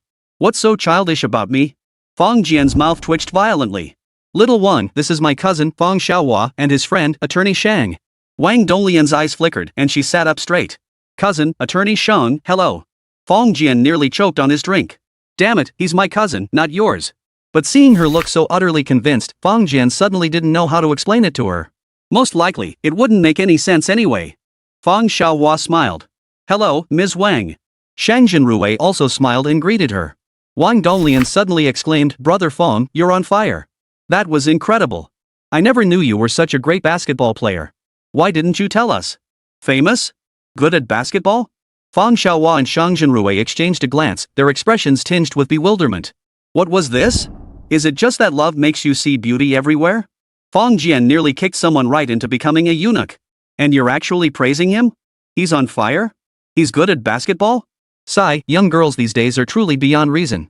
They had initially held Wang Donglian in high regard after all, she was a stunning beauty who played the piano so exquisitely. But in this moment, their feelings had completely changed. This is what a spoiled little girl looks like. Chapter 117, He Sells Flowers. Feng Jian chuckled softly. Such a minor matter, was it really necessary to bring it up specifically? He silently cursed his own shame. If it weren't for Luan Changyang, he never would have bothered learning basketball. Wang Donglian tilted her head slightly and said, Brother Feng, tell me honestly, is there anything you can't do? Feng Xiaohua and the others couldn't help but laugh and cry at the same time. What couldn't he do? This young lady's trust in Feng Jian, no, it wasn't trust anymore. It was borderline superstition. Feng Jian shot her a look and said, plenty of things I can't do. Wang Donglian snorted, counting on her fingers, Brother Jean said your sanda is incredible, even underground fighters fear you. And music, you're a piano virtuoso, a master on par with Chopin and Mozart. Your soccer skills rival Maradona's, and now you're this good at basketball too. Wow, you're truly a jack of all trades. Feng Jian froze, his mouth twitching slightly. The look in his eyes toward her suddenly grew a bit strange. And then there's Chinese chess and painting. You just don't know about those yet. Across from him, Feng Xiaohua and Shang Jinrui exchanged glances, both filled with utter helplessness. Listen to this, what on earth is she talking about? Is sanda even tougher than underground boxing? Looking at Feng Jian's physique, it seems there might just be a sliver of possibility. But how could he rival Chopin and Mozart in music? Does such a genius truly exist in this world? If such a person existed, they would surely be world-renowned by now. After all, while China's renowned pianists enjoy immense fame domestically, on the global stage, they might not even rank among the elite. Yet the name Fang Jian remains utterly unknown. As for football being on par with Maradona, does this little girl know who Maradona is? Wang Donglian's gaze swept over them, immediately catching the slightly forced smiles on Fang Xiaohua and the others' faces. That dismissive look made her feel uncomfortable no matter how she looked at it. If they were looking down on someone else, Wang Donglian wouldn't have bothered. But when it came to Fang Jian, that was another matter entirely. Without a word, Wang Donglian pulled out her phone, opened Douyin, casually swiped through a couple of videos, then placed the phone on the table. Look! Fang Xiaohua and the others glanced over and couldn't tear their eyes away. For those unfamiliar with basketball, a dunk starting from the free throw line might not seem particularly impressive. But both of them were regular users of Douyin and Douyin. A quick glance at the likes and comments made it clear just how viral this short video had become. Wang Donglian chuckled softly and casually swiped a few more times. Another similar short video popped up.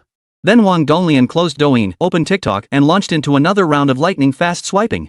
Soon, Fang Xiaohua and the others understood just how wildly popular this person in the videos had become online. For a basketball player to be hyped to this level meant he had absolutely broken out of his niche. Fang Xiaohua slowly lifted her head to look at Fang Jian, her expression as peculiar as could be. Fang Jian, is this you? Is it really you? Truthfully, the moment he saw this person, Fang Xiaohua had already recognized it was Fang Jian. But without asking, he just couldn't quite believe it. Fang Jian shrugged his shoulders and said, "It's me." Fang Xiaohua murmured, "Brother, you've changed so much." He was puzzled. Fang Jian was such a talented basketball player, so why had he never heard of him before? Judging by the comments below, it seemed Fang Jian should have gone pro long ago. It seemed the CBA couldn't contain him anymore. Everyone was urging him to go to the NBA. Though neither Fang Xiaohua nor his brother knew much about basketball, they recognized the NBA and CBA. Especially the NBA, where player salaries started in the millions of dollars. If he truly had that kind of talent, why wouldn't he go? Fang Jian chuckled softly. "Xiaohua, so what if I can play basketball? It only got me entangled in a lawsuit. Legal trouble?" Wang Donglian blinked her beautiful big eyes. What happened? Fang Jian hadn't intended to tell her, but after a moment's thought, he decided to be honest. With her connections, she'd likely find out anyway if she asked around. Better to tell her himself than have others embellish the story. Then, Wang Donglian saw the videos that followed. Sun Cheng's deliberate trip was obvious to any normal person. Wang Donglian clenched her little fists and declared, "This guy is truly despicable." Fang Xiaohua and Shang Jinrui both chuckled silently. It wasn't that this person was bad. Anyone who crossed paths with Brother Fang was bound to be seen as bad. Wang Donglian looked down at Fang Jian's foot and asked, "Brother Fang, you're not hurt, are you?" Fang Jian chuckled, "If I were hurt, I wouldn't be running around like this." What about that guy? How is he now? He's lying in the hospital. Serves him right. Scum like that deserves punishment. Wang Donglian still felt unsatisfied. Fang Xiaohua chuckled. "Ms. Wang, that man isn't giving up. He's planning to sue my brother." "Sue Brother Fang?" Wang Donglian's eyes widened. "Is there anyone that shameless?" She was stunned by the sheer audacity of it. Pointing at her phone, she said, "With such obvious intentional assault, shouldn't we be suing him?" Shang Jinrui cleared her throat softly. "Ms. Wang, based on the video evidence, we can only prove that Mr. Fang Jian's injury was an unconscious, accidental act. As for whether the other party deliberately tripped him, that's a subjective judgment that cannot be accepted by the law." She paused before adding, "Moreover, as long as he insists it wasn't intentional, that he simply couldn't stop his foot in time, no one can prove otherwise." Wang Donglian's delicate brows furrowed slightly as she murmured something under her breath. Her voice was too soft for Fang Xiaohua and Shang Jinrui to hear. But Fang Jian, seated beside Wang Donglian, heard it clearly. "Useless lawyer." Fang Jian broke out in a cold sweat.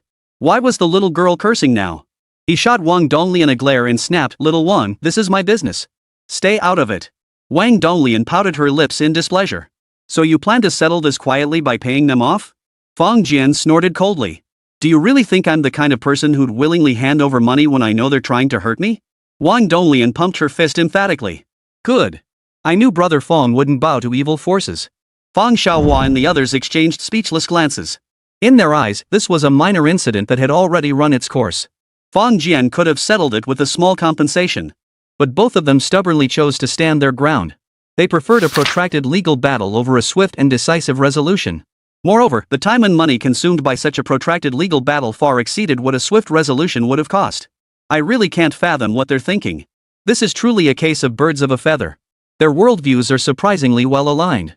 Fang Jian nodded slightly, his gaze toward Wang Donglian tinged with satisfaction. Ever since the incident, everyone had been urging him to settle the matter with some compensation. But Fang Jian refused. Wang Donglian was the first person to openly stand by him. He stood up and said, "Since we're in such high spirits today, I'll play a tune to liven things up." Wang Donglian immediately nodded with a smile. "Cousin, you're in for a treat today." Fang Xiaohua and the others stared in amazement as Fang Jian walked to the piano, then heard applause gradually fill the dining room. As the beautiful piano melody filled the air, Fang Xiaohua felt as though she were somewhere else entirely. So the little girl hadn't been lying after all. But where did this brother acquire such remarkable talent? Suddenly, he recalled the waiter's greeting upon entering the restaurant. It dawned on him then the waiter hadn't been addressing him but Fang Jian. After the song ended, Shang Jinrui, equally dumbfounded, murmured, "Attorney Fang, what exactly is your brother?" Fang Xiaohua stammered slightly, blurting out instinctively, "He's a flower seller." "Sells flowers? Shang Jinrui?" Wang Donglian, ha. Chapter 118, Learn to Cook. Back home, Fang Jian practiced a set of boxing moves before lying down on the bed. But sleep was nowhere in sight. Everyone who knew about the incident sent messages to verify the news and offer comfort. Even his cheap apprentice, Liang Chao, had assured him that once Sun Chang recovered and was discharged from the hospital, he would come find him for a heart-to-heart talk. Of course, after getting scolded by Fang Jian, Liang Chao probably wouldn't dare bring it up again. Everyone assumed Sun Chang had acted out of desperation because Fang Jian had dominated the court, making the team's defeat seem inevitable. After all, these were underground games played for money. Using dirty tricks on the field for money was nothing new. But Fang Jian knew Sun Chang had definitely played dirty for the money. But this money wasn't from the gambling pool, it belonged to Hu Bin. This Hu Bin was truly a scourge. All he did was break one of his legs, yet why couldn't he let it go? When he injured Zhan Tao, he thought it was justified. But when it came to breaking his own leg, he refused to let it go. Fang Jian had a nagging feeling that unless he resolved this matter completely, he might face more unexpected troubles down the road. If he were a lonely bachelor, Fang Jian wouldn't have given it much thought. But now he was pursuing Wan Wani. What if? Better safe than sorry. Fang Jian's gaze slowly turned cold and menacing. Still, how to deal with Hu Bin truly troubled him. Surely he wouldn't kill someone over this. That would be completely contrary to the principles he had grasped on the revolutionary path. Besides, even if he killed him, Fang Jian himself would likely have to flee. He certainly didn't want to challenge modern forensic technology. Gradually, Fang Jian drifted off to sleep. Then, when he opened his eyes, he saw his father. "Dad, I didn't come looking for you today," Fang Jian said with a smile. "Why are you here too?" His father scowled, inwardly cursing. This son was hopeless. "Put. You little brat, just because you didn't come looking for me doesn't mean I can't come looking for you." "Of course I can," Fang Jian chuckled. "Dad, what do you need me for?" His father froze, his brow furrowing deeply. "I don't know." "What?" "I just sensed you were troubled by something, so I came to see if there's anything I can do to help." Fang Jian froze, inwardly murmuring to himself. Could it be that he and his old man really shared a telepathic connection? But after glancing at his father, Fang Jian decided not to share his worries with the old man. He knew that even if he did speak up now, his father would be powerless to help. It would only burden him further without offering any real solution. "Dad, it's nothing serious." Just feeling a bit troubled, Fang Jian reassured him. "You just relax and wait to hold your first grandchild." "Alright then, I'll just..." His father suddenly froze, then slapped him across the face. Fang Jian didn't dare dodge and took the blow head on. "Dad, what are you doing?" Fang Jian asked, bewildered. His father glared at him, eyes blazing. "You dare curse my precious grandson again, and see if I don't beat you to death." Fang Jian froze. Curse his grandson? Then, his expression turned strangely unsettled. Right. Even if he did have a grandson, his old man would never get to hold him. So, it seemed his father still had some self-awareness after all. Seeing his son fall silent, the old man nodded in satisfaction, but his expression quickly clouded over again. Fang Jian felt puzzled. What was wrong with his father today? Why had he become so anxious? Still, matters of the afterlife weren't something he felt comfortable prying into. After a moment's thought, Fang Jian said, "Dad, since we're already here, find someone to teach me some skills." His father replied absent-mindedly, "Sure. What do you want to learn?" Fang Jian pondered for a moment. Truthfully, there wasn't anything specific he particularly wanted to learn. Truthfully, what he yearned to learn most was martial arts. Physical strength was the foundation of everything. If he could advance to the Huajing realm or higher sooner, Fang Jian would gladly pay any price. But unfortunately, what he learned here required another journey in the mortal world to complete. Moreover, Master Li had made it clear that they would not meet again until Fang Jian mastered the transformation force. So, what about the other skills? Fang Jian pondered for a moment, then suddenly blurted out, "Dad, find me a chef." "A chef?" His father looked utterly astonished. After seeing his son nod, the old man hesitated for a long moment before letting out a deep sigh. Ah, feminism has taken over. Each generation is worse than the last. Fang Jian was stunned. His father actually knew about feminism? But then again, it made sense. The old man hadn't been around for that long. Though he didn't pay much attention to national affairs, he still often read online news. Hearing the term feminism a few times was only natural. Dad, what are you thinking? Fang Jian asked, sounding annoyed. Do you really think I'm someone who can be pushed around? I just want to learn how to do it so I can teach my future wife later. Really? Dad asked suspiciously. Absolutely true. His father hesitated, then looked up and began manipulating the air. Moments later, he announced, there's one named Wang Xiaoyu. He's offering the highest bid 1 million a day. What do you think? 1 million? Yes. Thinking Fang Jian might find it too high, Old Man Fox explained, learning something like this is worth every penny. So 1 day equals 1 year, a million is the bare minimum. Fang Jian nodded repeatedly. Alright, then it's him. He had originally thought hiring a mentor would start at a minimum of 10 million a day. Now he realized there was even a 1 million yuan option. But upon reflection, it made sense. The others who had come down possessed skills that were useful in one way or another. But what use were a chef's skills in the underworld? Even if ghostly beings needed money, Fang Jian doubted that mortal cooking techniques would be of any use. Father beckoned, and an elderly man stepped into the circle from outside. Dressed in Qing dynasty attire, he first bowed and said, I am Wang Xiaoyu. Greetings to both masters. Old man Fang waved him off, curiously asking, Old buddy, why don't you introduce yourself? Fang Jian glanced at his father. Brother? This man's age, even if our great-grandfather met him, he'd have to call him great-grandfather's great-grandfather. Ah, that's the beauty of the afterlife. No matter how old you are, calling someone old buddy always works. Wang Xiaoyu stroked his long beard and said, Master, this humble old man is Wang Xiaoyu. Moments later, Fang Jian and his son finally grasped his origins. This gentleman was a renowned chef during the Qianlong era of the Qing dynasty, possessing exceptional culinary skills and profound theoretical expertise. His dishes emitted such enticing aromas that they earned the praise, the fragrance wafts 10 paces, drawing all within its reach to follow. After finishing his introduction, Wang Xiaoyu added with a hint of pride, I've heard from younger generations that Yuan Mei, the esteemed scholar, drew inspiration from my insights in many aspects of his work, the Suyuan Manual of Cuisine. He even wrote a special chapter titled The Biography of Chef Wang Xiaoyu to commemorate me. Fang Jian and his companion immediately felt a deep sense of respect. In the history of our country, how many cooks have ever been honored with a dedicated book? To encounter one, what more could one ask for? Old man bowed his hands and said, Very well, I'll leave it to you, brother. Fang Jian also clasped his hands and said, Master Wang, please. Wang Xiaoyu nodded and adjusted his stance in midair. Suddenly, Fang Jian's vision blurred, and then he saw. He rubbed his eyes, utterly astonished. After Wang Xiaoyu's adjustments, this place was no longer an ancient earthen stove, it had transformed into a fully modern kitchen. Uncle Wan, what on earth? Oh, we chefs also believe in keeping up with the times. I've been exchanging ideas with younger chefs and learned how convenient things are nowadays. So we'll just follow the modern approach. Fang Jian fell silent for a moment before nodding quietly. It seemed his initial assumptions had been wrong. Cooking must certainly exist in the netherworld too. Chapter 119, Bearer Shares. Father stepped out of the circle, his face growing increasingly troubled. He paused to think, then made a few gestures in front of him. Moments later, a figure hurried over, none other than Wu Jiangwo, who had once taught Fang Jian. Brother Fang, what's the urgency? Wu Jiangwo asked in a low voice. Old man sighed and said, Brother Wu, you arrived last and know the most about the affairs of the mortal world. There's something I need to ask you. Wu Jiangwo replied solemnly, Brother, ask away as long as it doesn't involve state secrets. State secrets? If Fang Jian were here, he'd be seething with indignation. The man is dead, turned into a ghost. What national secrets could he possibly reveal? Even if enemy personnel overheard, how could they possibly leak it? But old man Wu nodded earnestly, saying, Rest assured, I lived through that era too. I'd never pry into state secrets. I've got that much sense. Wu Jiangwo nodded in relief. His father's expression turned serious. Brother Wu, what I'm asking is money hard to come by in the living world? Wu Jiangwo froze, furrowing his brow. Brother, I honestly can't recall. But I feel like money in the living world must be incredibly hard to earn. I think I heard a comrade say he bought an apartment in the county seat, spending every penny from both his and his wife's family's 8 people's savings combined. Father frowned deeply. A single apartment cost 8 people's entire life savings? That's outrageously expensive. Ah, we're much better off building houses, doesn't cost nearly as much. He shook his head. I see. Money's hard to come by in the mortal world. I'll figure out a way to earn some for him. Wu Jiangwo said sheepishly, Brother, are you short on cash? I took too much last time.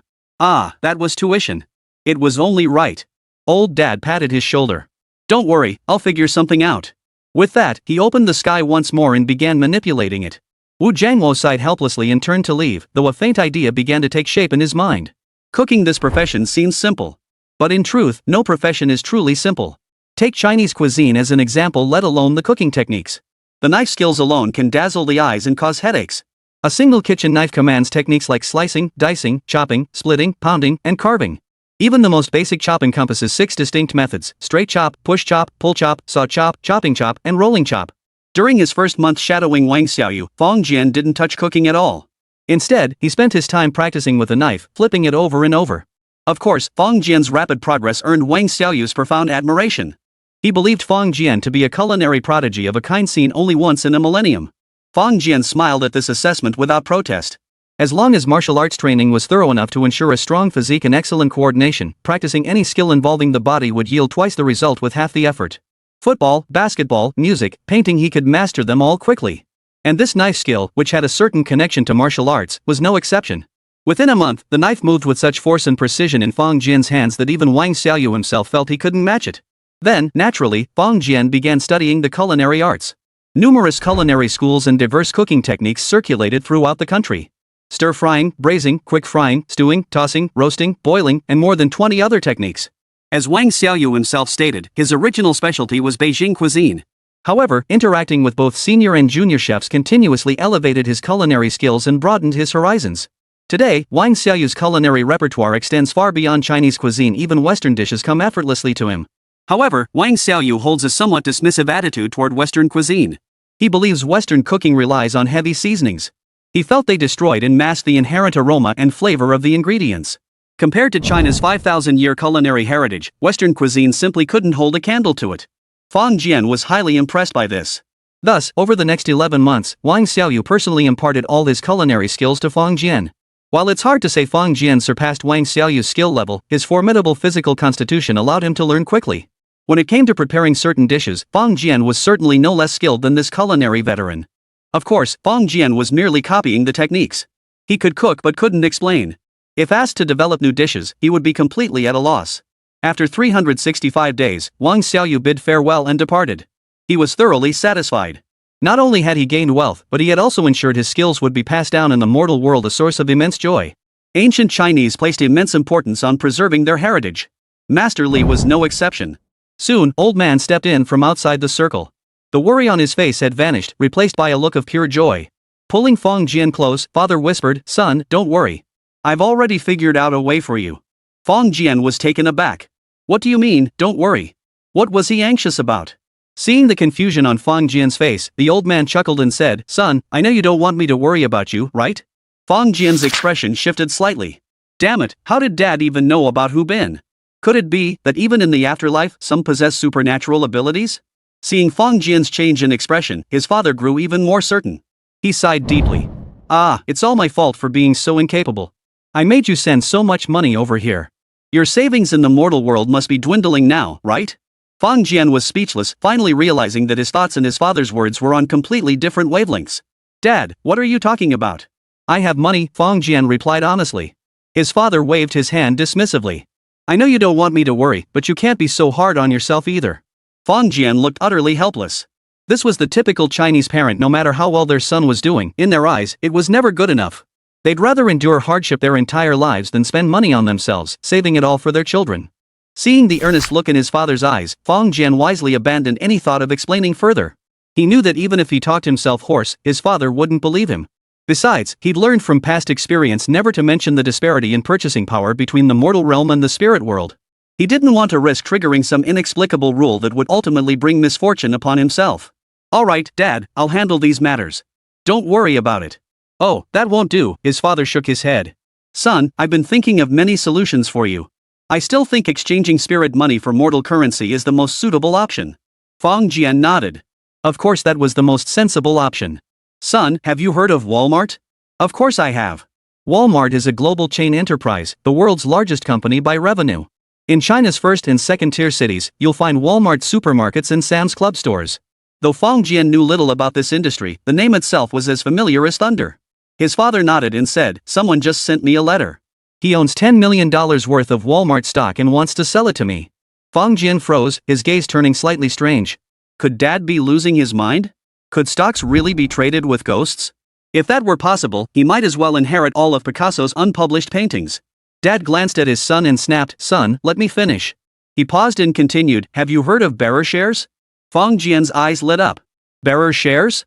If they really were bearer shares, then there might actually be a way to make it work. Chapter 120, Foreigners' Money is Easy to Make. A bearded Westerner stepped into the circle from outside. After both parties reached an agreement, the bearded man handed Fong Jian a memory. However, after perceiving this memory, Fong Jian found himself both amused and exasperated.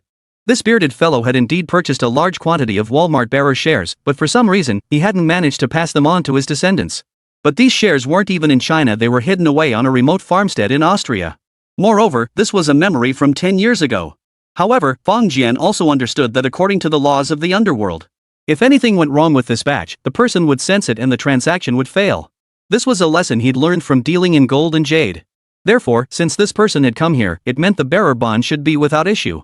10 million in US dollars. But the other party demanded payment in 10 million Joss paper dollars. In the underworld, it seems there's no such thing as an exchange rate. Joss paper was the sole currency. 10 million US dollars in the mortal world is no different from 10 million yuan.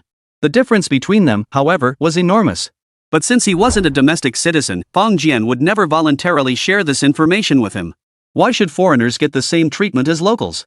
After all, this liminal space between life and death is firmly under the jurisdiction of the locals. Foreigners should be grateful just for getting the chance to exchange currency. If they start being picky about it, I wouldn't give them the time of day. Dad looked at Fong Jian and asked, "Son, what do you think?" Fong Jian thought for a moment and replied, "Dad, the memories he gave us seem accurate, but this location is off." "What's wrong with it?" "It's too far." Fong Jian shrugged his shoulders and said, "This place isn't in the country. If I want to go there, it'll be quite a hassle." "Ah, Mr. Fong, please forgive the trouble I've caused you. But this is my only asset left." The bearded man across from him bowed deeply, his tone sincere. "I'm willing to pay 1/10 of its value as your travel expenses."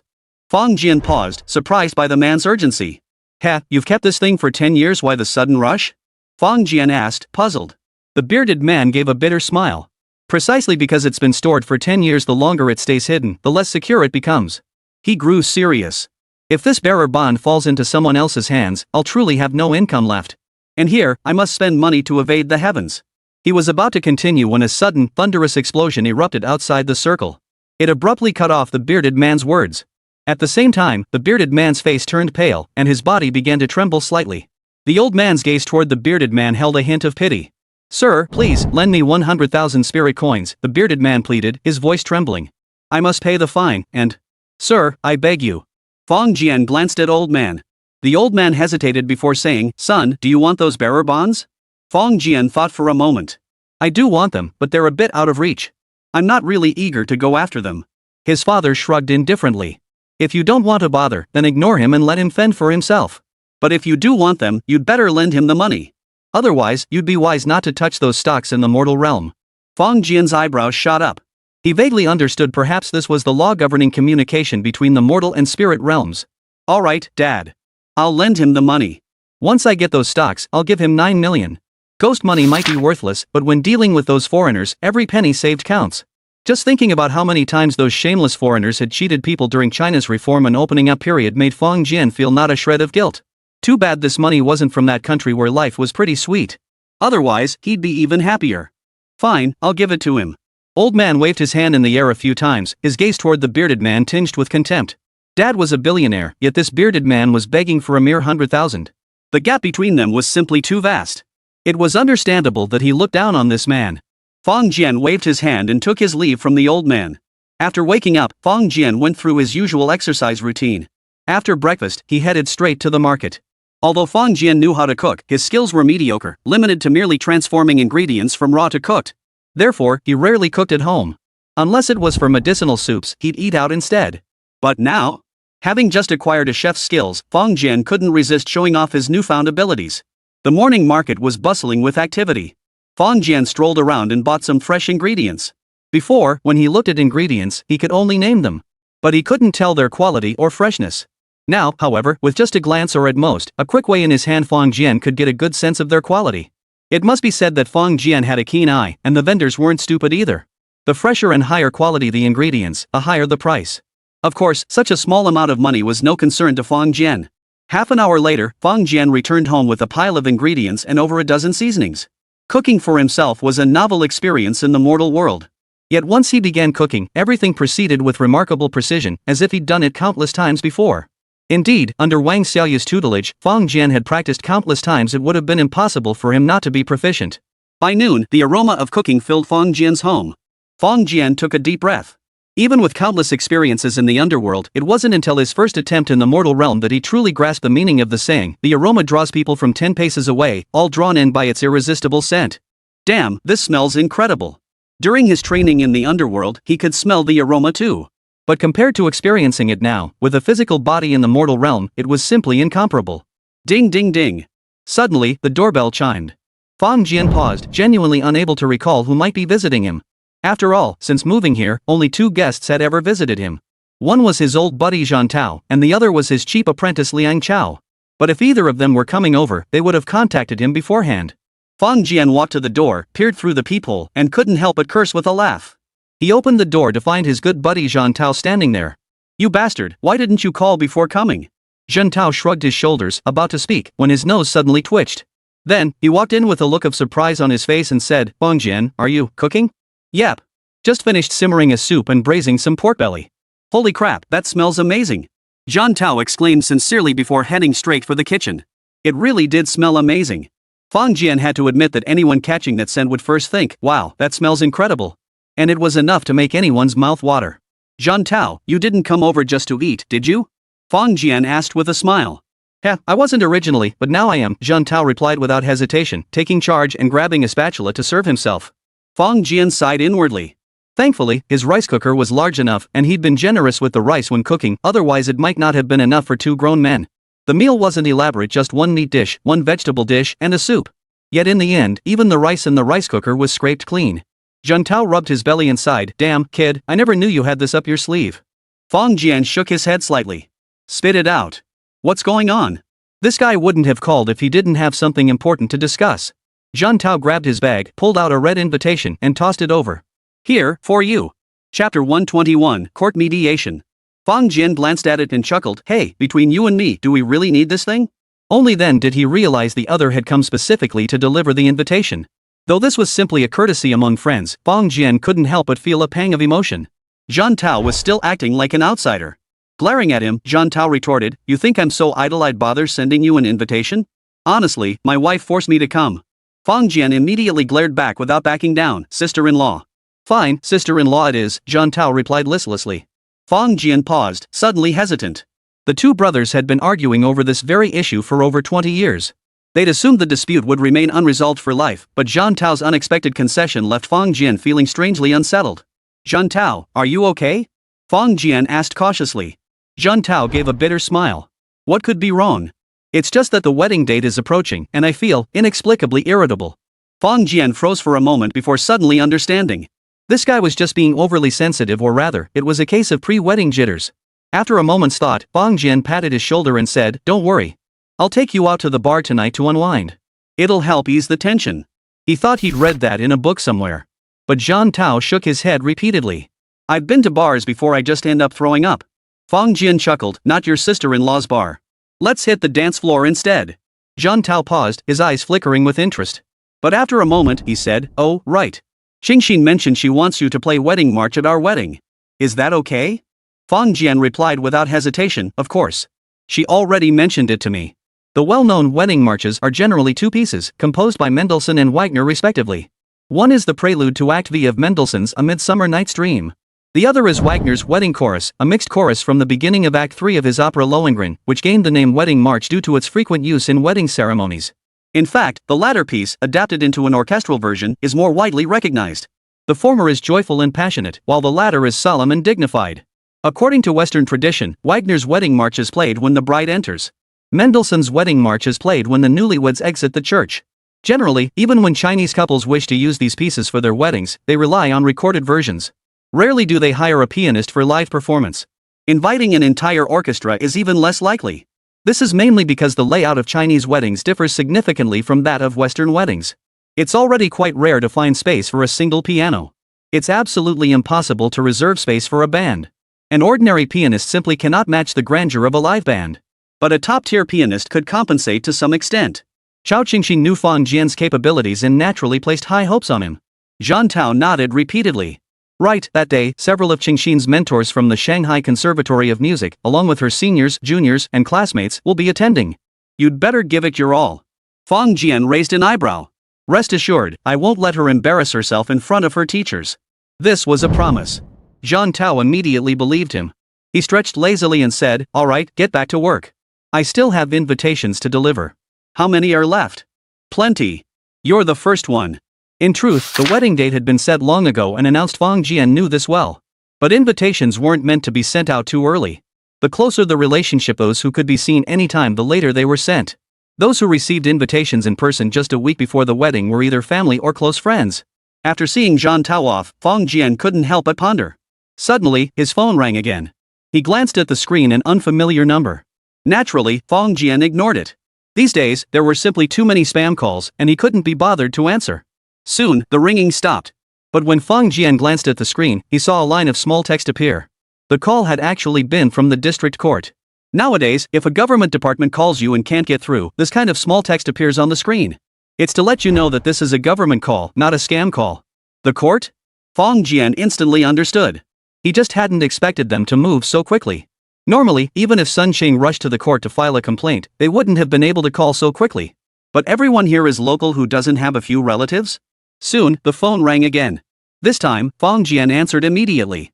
A man's voice came through. May I speak with Mr. Fang Jian? Yes. Hello, I'm a staff member from the district court. We've received a lawsuit filed against you. After our investigation, it appears to be a dispute that occurred on the sports field. We recommend that both parties settle this privately. Could you please come to the court to meet with the other party's representative?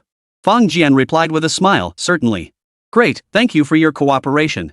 Let me check the schedule. How about 2:30 p.m. today? No problem. Fang Jian paused and asked, may I bring my lawyer? The other party paused, then laughed. Of course you can. But this case is quite straightforward, it's generally unnecessary. Still, if you feel uneasy, bring one along. Fang Jian thanked them and hung up. After pondering for a moment, Fang Jian first called Liang Chao. When the master has business, the disciple takes on the task. Asking him was definitely the right move. Liang Chao answered and readily agreed, promising to have it handled by afternoon. Only then did Fang Jian contact Fang Xiaohua. Fang Xiaohua's side was naturally even less of a problem. After all, the legal profession exists to serve its clients. Of course, the prerequisite was that you had to be able to pay. And this small sum was nothing to Fang Jian. He rummaged around at home and assembled a thick bundle of cash. With everything prepared, Fang Jian breathed a sigh of relief. He wasn't exactly nervous, but he never fought a battle without confidence. Better safe than sorry. At 1:50 p.m. sharp, Fang Jian arrived at the entrance of the district court. Liang Chao and one of his associates had arrived much earlier. Both were dressed in suits, each carrying a briefcase. Yet, their attire failed to convey the distinctive aura of white-collar professionals. The suits looked decidedly uncomfortable on them. Mr. Fang, you're here, Shang Jinrui said with a smile as she approached. Fang Jian chuckled, Miss Shang, you're early. It's only natural for us to arrive early to wait for our clients. We certainly wouldn't want them waiting for us. Shang Jinrui gestured with her hand. I've already checked they're in mediation room 2. We can go now. All right. Fang Jian was thoroughly impressed with Shang Jinrui's professionalism. As they walked toward mediation room 2, Shang Jinrui glanced at Liang Chao and his companion and asked, Mr. Fang, who are they? Fang Jian smiled and replied, they're my friends. I'm my master's apprentice, Liang Chao blurted out. Fang Jian shot him a stern look and Liang Chao immediately shut his mouth tight. Master? Apprentice? Shang Jinrui was quite surprised. Could it be that they were studying piano or basketball under Mr. Fang? Probably more the latter. But bringing them along seemed a bit inappropriate. Still, it was the employer's choice, so she kept her thoughts to herself. Soon, the group arrived at mediation room 2. Inside was a table, with 3 people already seated on one side. A woman in her 30s and a couple in their 60s. Without a doubt, these were Sun Qing's family members. As for him, he's probably still lying in the hospital, unable to get out of bed. Chapter 122, Unreasonably Violent, Knocking Out Teeth with a Single Slap. When Fang Jian and the others entered, the 3 of them turned to look at them simultaneously. Their expressions were filled with rage. The old woman's gaze the most vicious of all, as if she wanted to kill Fang Jian on the spot. Fang Jian gave them a casual glance, nonchalantly setting his large backpack on the floor before taking a seat at the far end of the long table. Soon, a middle-aged man in his 30s entered. He sat directly at the head seat in the center and announced, Ladies and gentlemen, allow me to introduce myself. My surname is Yao. You may call me Judge Yao. I am presiding over this case. Judge Yao, this is the man. The elderly woman immediately cried out. He's the one who injured my son. Poor boy, he was perfectly fine before. Now he's so badly hurt, what will become of him? Shang Jinrui immediately interjected, Madam, please refrain from making false accusations against my client. My client did not injure anyone.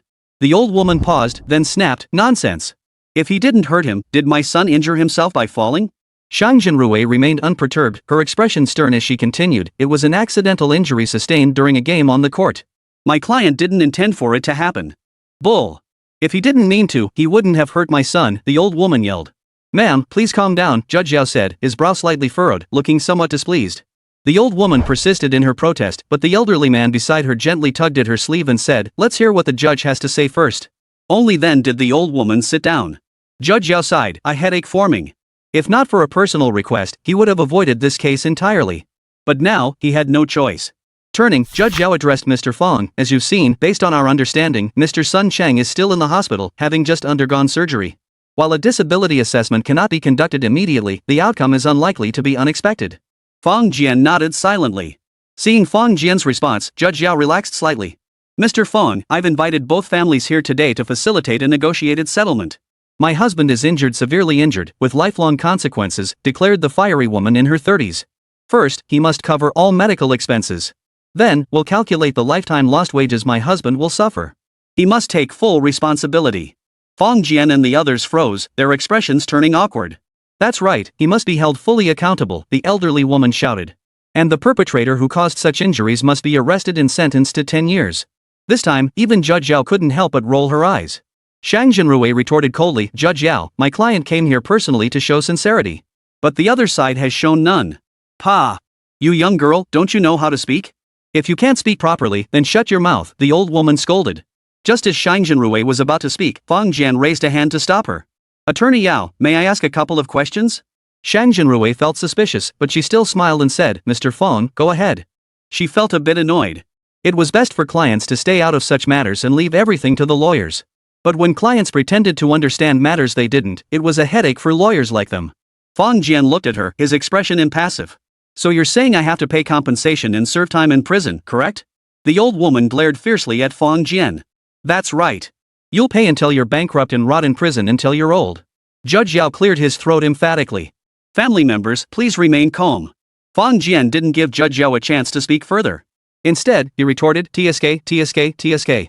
Excuse me, ma'am, but do you even know the facts of the case? Have you looked into the truth? I asked. It was you who kicked him, the old woman said viciously.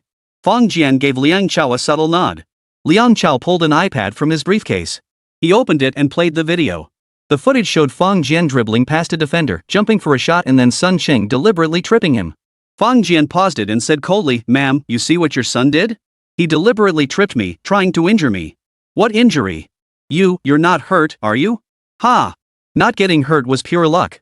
You probably don't understand the danger of tripping someone. Sprains or minor fractures happen all the time. Fong Jian said coldly, I demand your son compensate me for this intentional injury. Nonsense. My husband didn't do it on purpose.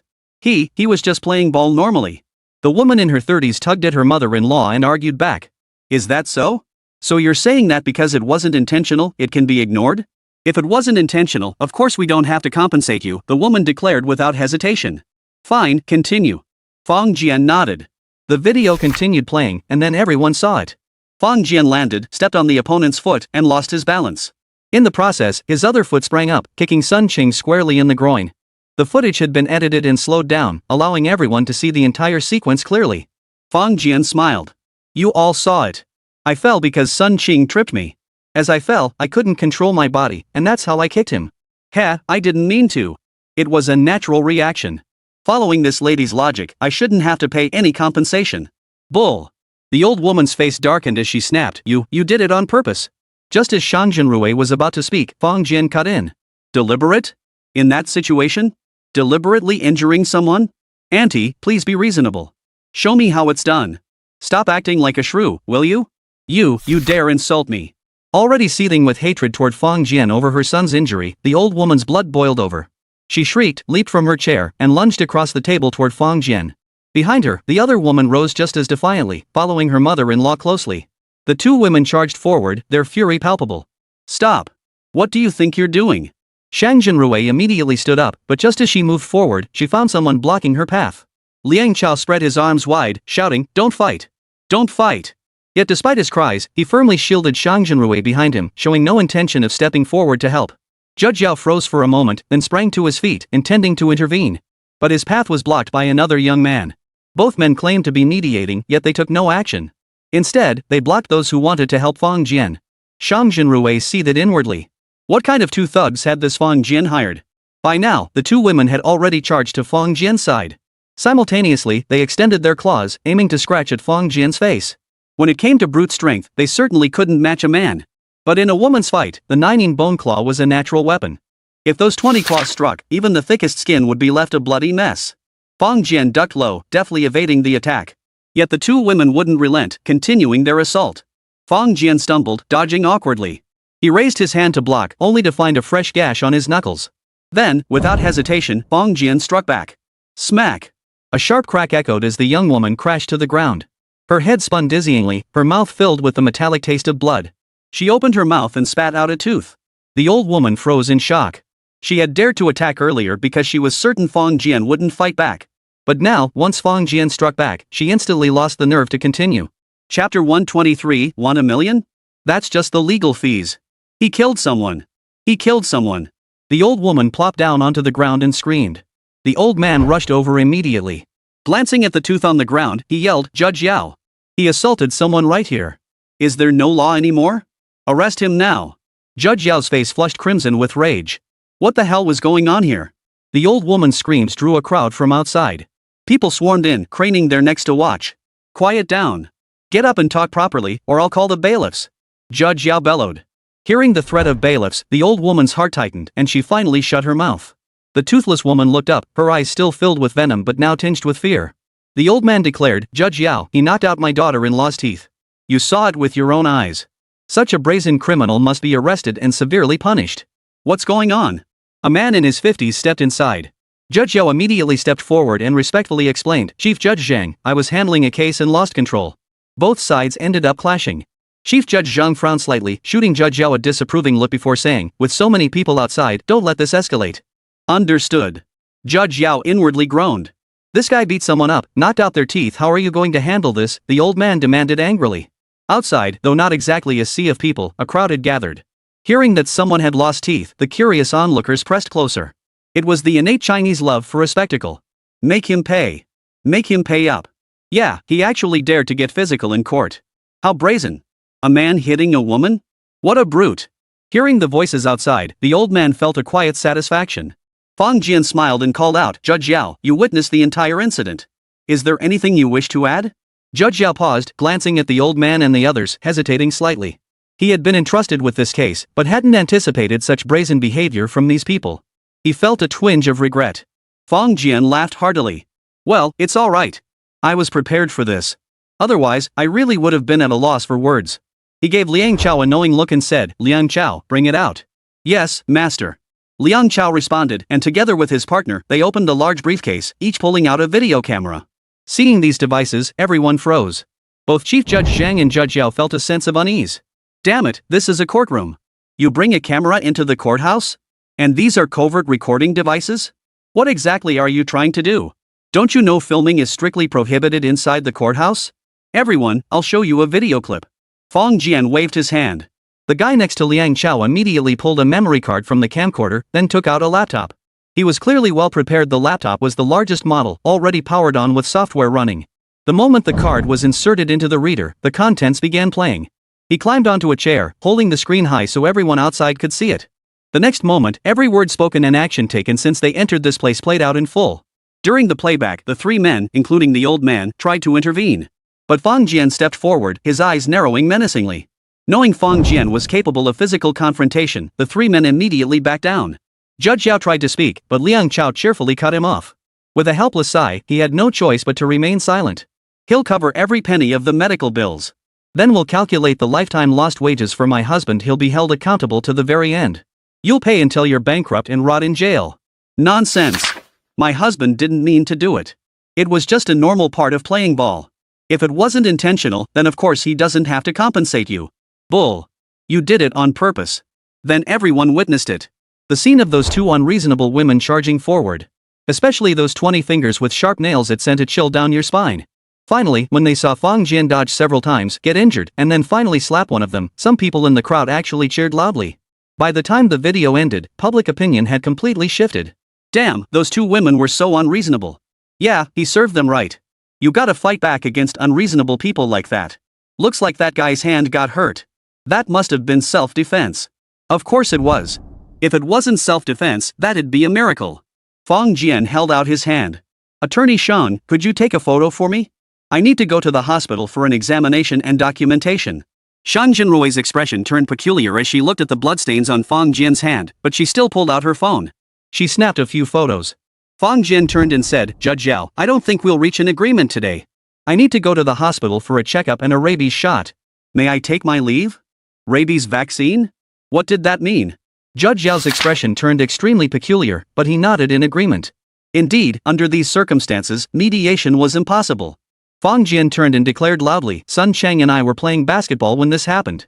He tried to trip me, causing me to get hurt. But unexpectedly, I wasn't injured, he was the one who got hurt instead. In principle, sports inherently carry risks. When someone participates in a sport knowing the risks involved, they should bear the responsibility for any injuries sustained. Fang Jian pointed to Shang Jinrui beside him and said, Before coming here, I consulted Attorney Yao. She told me. Basketball is a group activity involving physical contact and inherent risks. Personal injuries are a normal occurrence and should be expected. Taking a breath, Fang Jian continued, every participant is invariably exposed to potential danger. They are both potential creators of risk and potential bearers of risk. Therefore, legitimate risks inherent in basketball are permissible. Participants may become the actual bearers of harmful consequences, while legitimate risk creators should not be held accountable for them. Shang Jinrui's eyes flickered. She knew perfectly well that Fang Jian was right. But when did you ever ask me? In my dreams? Fang Jian suddenly turned, picked up a large bag that had been on the floor, and placed it on the table. Then he unzipped it. As the zipper slid open, everyone couldn't help but gasp in shock. Inside were stacks upon stacks of cash in renminbi. It looked like quite a lot. Fang Jian counted the money and said, Here's 1 million yuan, Judge Yao. Is that enough? Judge Yao froze. 1 million? That's enough, more than enough. Everyone froze, turning to see that it was the old man who had spoken. At that moment, whether it was the young woman covering her mouth to stifle a gasp or the elderly woman, their eyes all lit up. Especially the young woman, her eyes darted around eagerly, as if her toothache had vanished. Outside, the crowd lowered their voices. Though they continued discussing, their eyes kept darting toward the bundle of renminbi. 1 million yuan. Truth be told, for locals who owned property, this amount represented a fairly standard net worth. After all, in Yangqing's real estate market, owning just one apartment could easily exceed $1 million in the blink of an eye. Of course, whether you could actually sell it at market value was another matter entirely. But $1 million in cash and $1 million in real estate were still two different things. Seeing $1 million in cash laid out before him was still quite a sight. Judge Yao let out a sigh of relief, casting a resentful glance at Fang Jian. Why didn't you just bring it out earlier? Then none of this would have happened. Yet Fang Jian merely smiled faintly and said, I originally intended this money to compensate Sun Cheng. But, his tone abruptly shifted as he pushed the entire bundle toward Shang Jinrui. Attorney Shang, he declared, I changed my mind. There's no need to be polite with this unreasonable family. He continued in a clear voice, this is my legal fee. I don't want to give them a single penny. You represent me in court. Once the case is settled, I'll pay you then. This time, silence fell instantly throughout the mediation room and beyond. Chapter 124, Mozart, Chopin, Bach, and Haydn. At the courthouse entrance, Liang Chao followed behind Shang Jinrui, grinning as he carried a large bag containing 1 million yuan in cash. Fang Jian walked to the car and said, Attorney Shang, thank you for your trouble. Please deposit this money into your law firm's account for now. Shang Jinrui's expression turned extremely peculiar. After a moment's hesitation, she suddenly lowered her voice and asked, Mr. Fang, did you arrange this in advance? When they first met, Fang Jian had made it crystal clear. He wouldn't pay a single penny. And this time at the courthouse, he was fully prepared. His apprentice brought cameras and computers, not only recording the entire proceedings but using 2 cameras simultaneously. The footage was played immediately, swiftly changing everyone's tune. Such tactics were utterly unprecedented. Others might not know, but Shang Jinrui understood perfectly well. She could confidently declare. If this hadn't been premeditated, she'd be willing to write her surname backwards. Fang Jian chuckled softly, offering no reply. Shang Jinrui sighed and said, Mr. Fang, you went to such great lengths, yet the footage was still deleted. Doesn't that make all your efforts rather futile? Domestic law stipulates that photography and filming are prohibited in courtrooms without prior authorization. So, although Liang Chao and the others had shown the secretly recorded footage to everyone at the time, the footage was confiscated by the court. Even the two cameras were seized at the same time. Yet Fang Jian merely smiled, and Liang Chao and the others laughed too. The moment Zhang Zhenrui saw the smiles on their faces, she instantly understood. Her brows furrowed slightly as she said, "You have backups? But even if you do, it's best not to post them online. Otherwise, it will only make the judges dislike you even more." Fang Jian replied calmly, "Rest assured, Attorney Shang. If they handle this fairly, I won't release it recklessly." Zhang Zhenrui sighed. "I trust they will handle this impartially." Fang Jian nodded. "Liang Chao, please accompany Attorney Shang to the bank." "Yes." After saying their goodbyes, Fang Jian drove home. However, no sooner had he arrived home than Zhang Tao's call came through. "Fang Jian, did you go to the courthouse today?" "Yes, why? Did Liang Chao tell you?" "Yeah." Zhang Tao's voice was solemn. "Fang Jian, this is actually a minor issue. What are you planning to do? Do you want to make a big deal out of it?" Fang Jian laughed. "Yes, I do want to make a big deal out of it. The bigger, the better."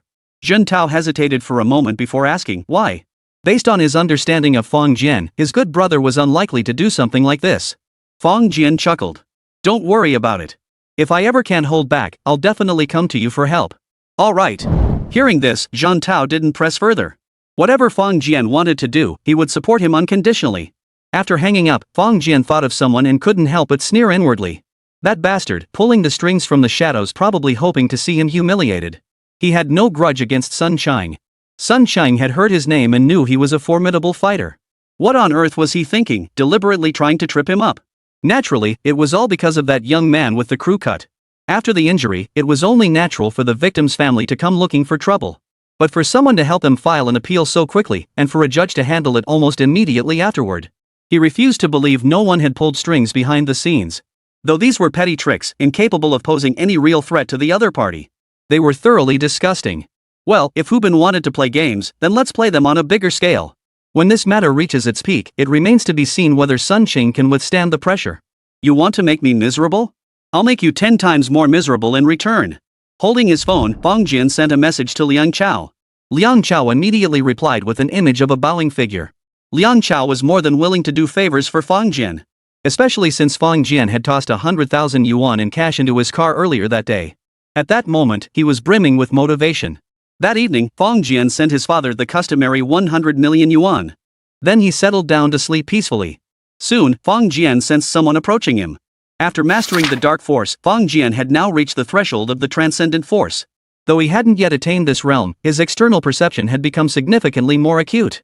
Opening his eyes, he suddenly sat up before his father could get close and called out, "Dad." His father's footsteps halted abruptly, startled by the sudden movement. He shot his son a disapproving look and asked, "What do you want, son?" "Dad, could you please invite Mr. Beethoven over? I need to speak with him." "You want to learn piano again?" "Yes." Dad muttered under his breath, seemingly complaining about something, but he still began manipulating the air. Fang Jian thought for a moment and added, "Dad, hold off on activating time as money for now. I need to talk to Mr. Beethoven first." "Ah? What about?" Fang Jian smiled faintly. "Nothing much. Just want to invite a few more masters." Though his father didn't quite grasp the meaning, he wouldn't go against his son's wishes. So, moments later, Fang Jian found himself face to face with Mr. Beethoven once more. What surprised Fang Jian, however, was that Beethoven seemed somewhat distracted and absent-minded. "Mr. Beethoven, are you all right?" "I'm fine, Mr. Fang." Beethoven finally perked up a bit. "You invited me here to ask about that piece?" "I'm sorry, I haven't organized it yet." Fang Jian paused, then smiled. "Mr. Beethoven, take your time arranging and composing. I'm in no hurry." During their last meeting, Fang Jian had shared his reflections on walking the Red Path and recounted the history of that period in China. Mr. Beethoven clearly felt moved by it. But clearly, transforming these insights into music would require more time for creation and refinement.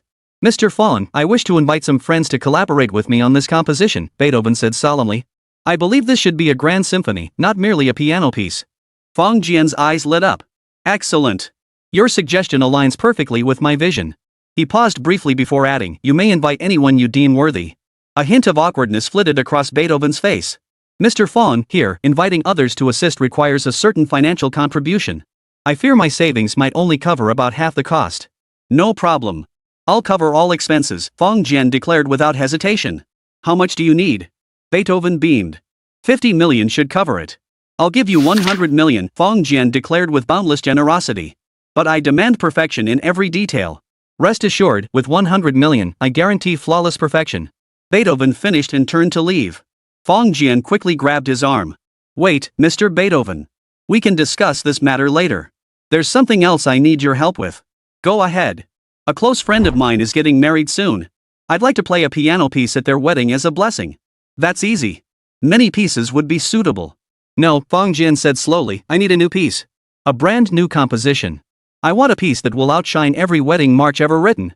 That's why I'd like to invite you and a few friends to collaborate on it. Beethoven furrowed his brow slightly. Couldn't I do it alone? Of course you could, but wouldn't you like to rehearse with your friends beforehand?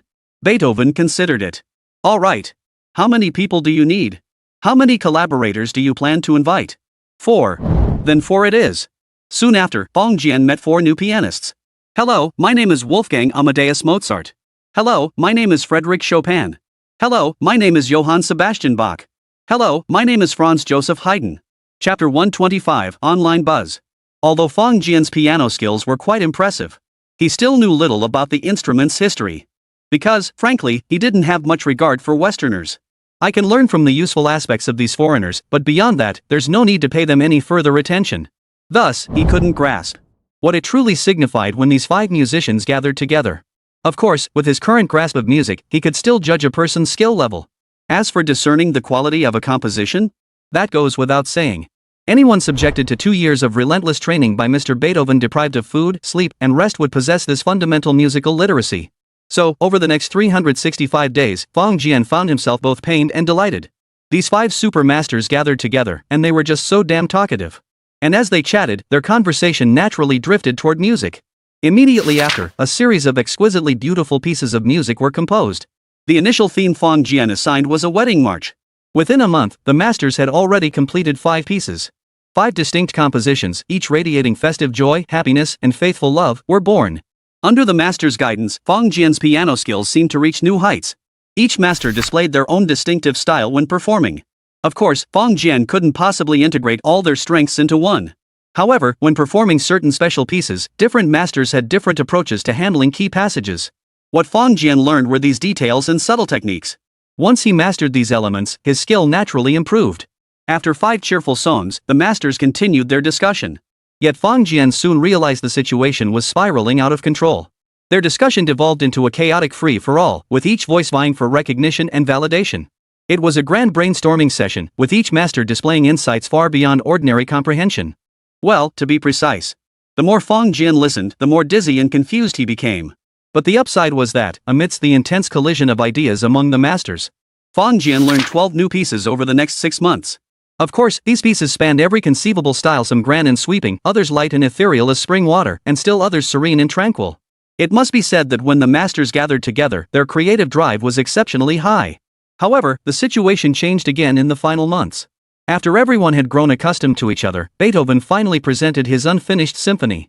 After detailing that period of history and Fong Jian's insights gained along the way, the masters poured their energy into it. Even Fong Jian, the observer and employer, was forgotten. On the 365th day, they were still immersed in discussion, utterly absorbed. When old man Fong stepped into the circle from outside, he was utterly stunned by the scene. Fong Jian hurriedly said, "Dad, don't disturb them. They're working for me." "Even now?" his father asked, puzzled. "Yes," Fong Jian replied without hesitation. "All right, then I'll find them a place." Old man Fong manipulated the air with a few gestures. Then, with a whoosh, the figures of the masters vanished. Fong Jian paused, then asked, "They won't be disturbed, will they?" "Don't worry. With me handling things, what's there to be concerned about?" Fong Jian nodded repeatedly, though inwardly he murmured to himself. He knew these masters had been in a state of complete, focused exploration just moments ago. If abruptly interrupted, such a state might be difficult to recapture. If that symphony were delayed because of this, Fong Jian would be utterly heartbroken and filled with regret. Bidding farewell to his old man, Fong Jian returned, feeling that familiar sensation of weightlessness. The following days passed without incident. However, a video went viral online. Following the viral sensation of his free throw line dunk, another video featuring him exploded online. The content of this video was simple. It was the same one Fong Jian had shown to many people before. He broke through with the most agile move, then bounced the ball into the hoop despite Su Qing's defense. Here's the crucial part. Through various creative edits, everyone could easily see Su Qing deliberately extended his leg, intending to trip him. Because he extended that foot after Fang Jian had already jumped. Even non-players could spot the unnaturalness of that moment. Seeing this, who knows how many basketball fans started cursing under their breath. Such actions are the most despised on the court. Then came the real climax. As Fang Jian lost his balance and fell, his raised leg struck something with brutal force. This video went viral online, especially after everyone learned that the victim of the trip was the very player who had attempted the dunk from the free throw line. Online support for Fang Jian was overwhelmingly one-sided. Moreover, whether it was likes, comments, or even engagement metrics, this incident surpassed the previous one. Every single comment was cursing Sun Cheng. It's not that China lacks talent, it's that talent gets destroyed by trash like this. Fang Jian knew full well that someone was manipulating the narrative as he read these comments. Liang Chao called to report that Sun Cheng had been doxed. His name and address were no longer secrets. Then, with a hint of smugness, he added, when the family went out, someone threw rotten eggs at them, but the perpetrator couldn't be found. It was incredibly satisfying. Frustrated, Fang Jian warned him to stop pulling these petty stunts. Liang Chao immediately distanced himself, swearing up and down it wasn't him. Regardless of whether he was responsible or not, one thing was certain, the Sun family was now in a tough spot. No wonder they hadn't come looking for trouble since that last encounter at the courthouse. Even after he knocked out one of their teeth, no new calls came through. They were probably overwhelmed dealing with their own problems now. How could they possibly have time to bother with him? Fang Jian searched online again. No videos of their courtroom confrontation had surfaced. Instead, a few posts mentioned seeing the two families physically confronting each other inside the courthouse. But without pictures, it was just hearsay, all talk and no proof. People had gotten smarter these days. Without uploaded footage, no one would believe such claims lightly. Watching the online situation escalate, Fang Jian nodded to himself. That kid Liang Chao had some real skill. He'd actually managed to stir up this whole affair. The question was whether Sun Cheng and his crew were now regretting their actions. Sun Cheng lay in the hospital. Though the surgery had ended days ago, every time he recalled that day, a deep sense of dread washed over him. The thought of losing one of his testicles made him feel utterly miserable. Fortunately, it was only one testicle. He hadn't lost all function in that area. Otherwise, life truly would have been unbearable. But good news never travels far, while bad news spreads like wildfire. Suddenly, the internet was flooded with a deluge of abuse, leaving him so depressed he didn't even want to pick up his phone. He felt utterly wronged. It was just a little foot bump, after all. This wasn't the first time he'd done something like this. But in the past, whenever it happened, it was always the other person who got hurt. Today, however, he was the one lying in bed. What's even more infuriating is that as the injured party, he's being berated like this. It was just unfair. Suddenly, his phone rang. Seeing the number, he answered immediately. Hello, yes, I see. What? No more compensation? But my wife's teeth were knocked out. 300,000? Sun Cheng gritted his teeth and said, fine, bring the 300,000, and I'll have my wife withdraw the case. Sun Cheng was seething with rage, but for the sake of 300,000, he had no choice but to rein himself in. Unfortunately, he didn't realize he'd already stepped into a trap from which there was no easy escape. Chapter 126, Zhenghu University. Saturday evening. Notting Hill Arts Center. This was one of Ningbo City's most luxurious wedding banquet venues. It featured a standalone building with an Art Deco-style lobby and exterior design, accommodating clients with varying table requirements. Inside lie 5 themed banquet halls, renowned as the high-profile choice for wedding receptions. Among them, the art wedding theme is the most fashionable and sought after. Naturally, such an exceptional setting commands top-tier pricing in Ningbo. Even the most affordable table starts at 5,888 yuan, while higher-end options typically begin with a 1 followed by 4 digits. Fang Jian didn't know how much Zhan Tao's banquet cost per table, but a single bottle of Maotai alone was a staggering 400,000 yuan. The total expense, needless to say, was astronomical. Fang Jian was originally slated to be one of Zhan Tao's best men. However, after Chao Qingxin invited him to perform piano pieces at the wedding banquet, he had no choice but to step down from this important role. The two roles conflicted during the entrance ceremony. No matter how talented Fang Jian was, he couldn't split himself in two to fulfill both roles simultaneously. Thus, forced to choose, he could only serve as the pianist. Guests began arriving steadily starting at 4:30 p.m. Liang Chao and his group of younger brothers had arrived early to lend a hand. Fang Jian didn't participate in the bride receiving ceremony but waited quietly inside the hotel. Suddenly, someone rushed in breathlessly. It was Liang Chao. He whispered urgently, "Master, we need you to save the day." Fang Jian froze, asking, "What?" Liang Chao explained, "Master, a bus just pulled up and a bunch of strange women got off, speaking some language we couldn't understand. Brother Zhan said he needs you to go receive them." Fang Jian froze for a moment, eyeing his cheap apprentice suspiciously. Demons? A chill crept into his heart. If he could see ghosts every day, did that mean demons truly existed in this world? But how had Liang Chao recognized them? Could it be?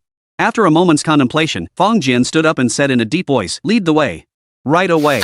Led by Liang Chao, they soon arrived at a lounge. Fang Jian scanned the room and couldn't help but furrow his brow slightly. The lounge was spacious. Even with over 20 people seated inside, it felt anything but crowded. Though the wedding banquet hadn't started yet, waitstaff were already serving tea to the guests. It had to be said, you got what you paid for. When you paid well, the service here was truly satisfying. Among the 20-plus people present, the majority were young women. There were hardly any men at all. As for the hosts, Fang Jian recognized them. Zhan Taoan, a female relative of the bride. However, the warm smiles on their faces carried a hint of awkwardness, making them seem slightly uncomfortable. Fang Jian turned to glance at Liang Chao and whispered, "What kind of demon?" Damn it, these are all people, real, flesh and blood people. Where are the demons? Liang Chao grimaced. Master, you should hear them talk. It's completely incomprehensible. Foreigners? But wait, these people all had distinctly Asian features. Just then, Zhan Tao spotted Fang Jian. His eyes lit up as if he'd found a savior, and he immediately stood up. He strode quickly toward Fang Jian, calling out, "Fang Jian, you're here." Reaching Fang Jian, he breathed a huge sigh of relief and whispered, "Bro, it's all on you now." Fang Jian furrowed his brow slightly. Why did everyone have such strange expressions? So this is Teacher Fang? Come, let us all meet him. A woman in her 50s stood up and beckoned to Fang Jian. As she rose, everyone else in the lounge stood up except for a man of similar age who remained seated. And every pair of eyes turned to Fang Jian. The tension in the room instantly thickened. If it were an ordinary person, under the gaze of so many people, especially with so many young, pretty girls among them, would surely feel flustered and uncomfortable all over. But Fang Jian merely gave them a casual glance before dismissing them from his mind. He'd seen his share of big shots. Not just this small crowd, even if there were 10 times as many people, Fang Jian wouldn't be intimidated. Walking over with Zhan Tao, Fang Jian smiled and asked, "May I ask who you are?" "My name is Han Tian. This is my colleague Min Xingyang. We are both professors at the Shanghai Conservatory of Music and also teachers of that girl Qingxin." Only then did Fang Jian realize. He shot a discreet glance at Liang Chao beside him. "A demon? You're the damn fairy." They were musicians, so naturally their conversation revolved around music. Liang Chao couldn't follow, so he called them demons. This left Fang Jian feeling uneasy for the rest of the journey. He'd already decided to double the challenges for Liang Chao after the wedding. This kid still had untapped potential. Liang Chao shivered inexplicably, feeling a chill run through his body. He took a half step back, keeping his distance from these demons. Fang Jian bowed his head slightly. "Ah, Professor Han, Professor Min. It's an honor to finally meet you both." Han Tian smiled warmly. "Oh, we couldn't possibly say that. Professor Fang is truly a rising star in his field." At that moment, Min Xingyang also stood up, his eyes flickering with confusion. "You are the composer of those pieces, Teacher Fang Jian?" Observing their expressions, Fang Jian instantly realized this was all Beethoven's doing.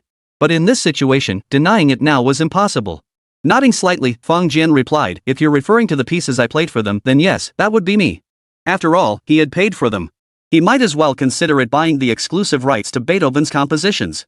Surely Mr. Beethoven wouldn't mind from beyond the grave. If you don't believe me, you can invite him here to confront me face to face. If he didn't show up, it meant he didn't mind. Han Tian and Min Xingyang exchanged glances. Though they both knew Fang Jian was young, his age still astonished them. How could someone so young compose such exquisite piano pieces, and not just one, but multiple? Min Xingyang chuckled. "Mr. Fang, where did you graduate from?" "Me? The University of the Underworld." "Still haven't graduated," Fang Jian replied with a smile. Everyone froze, including Zhan Tao, momentarily bewildered. "Jianghu University? Jiang, what university?" Min Xingyang hadn't caught it clearly and asked in confusion. Fang Jian chuckled, "You know, the University of Life."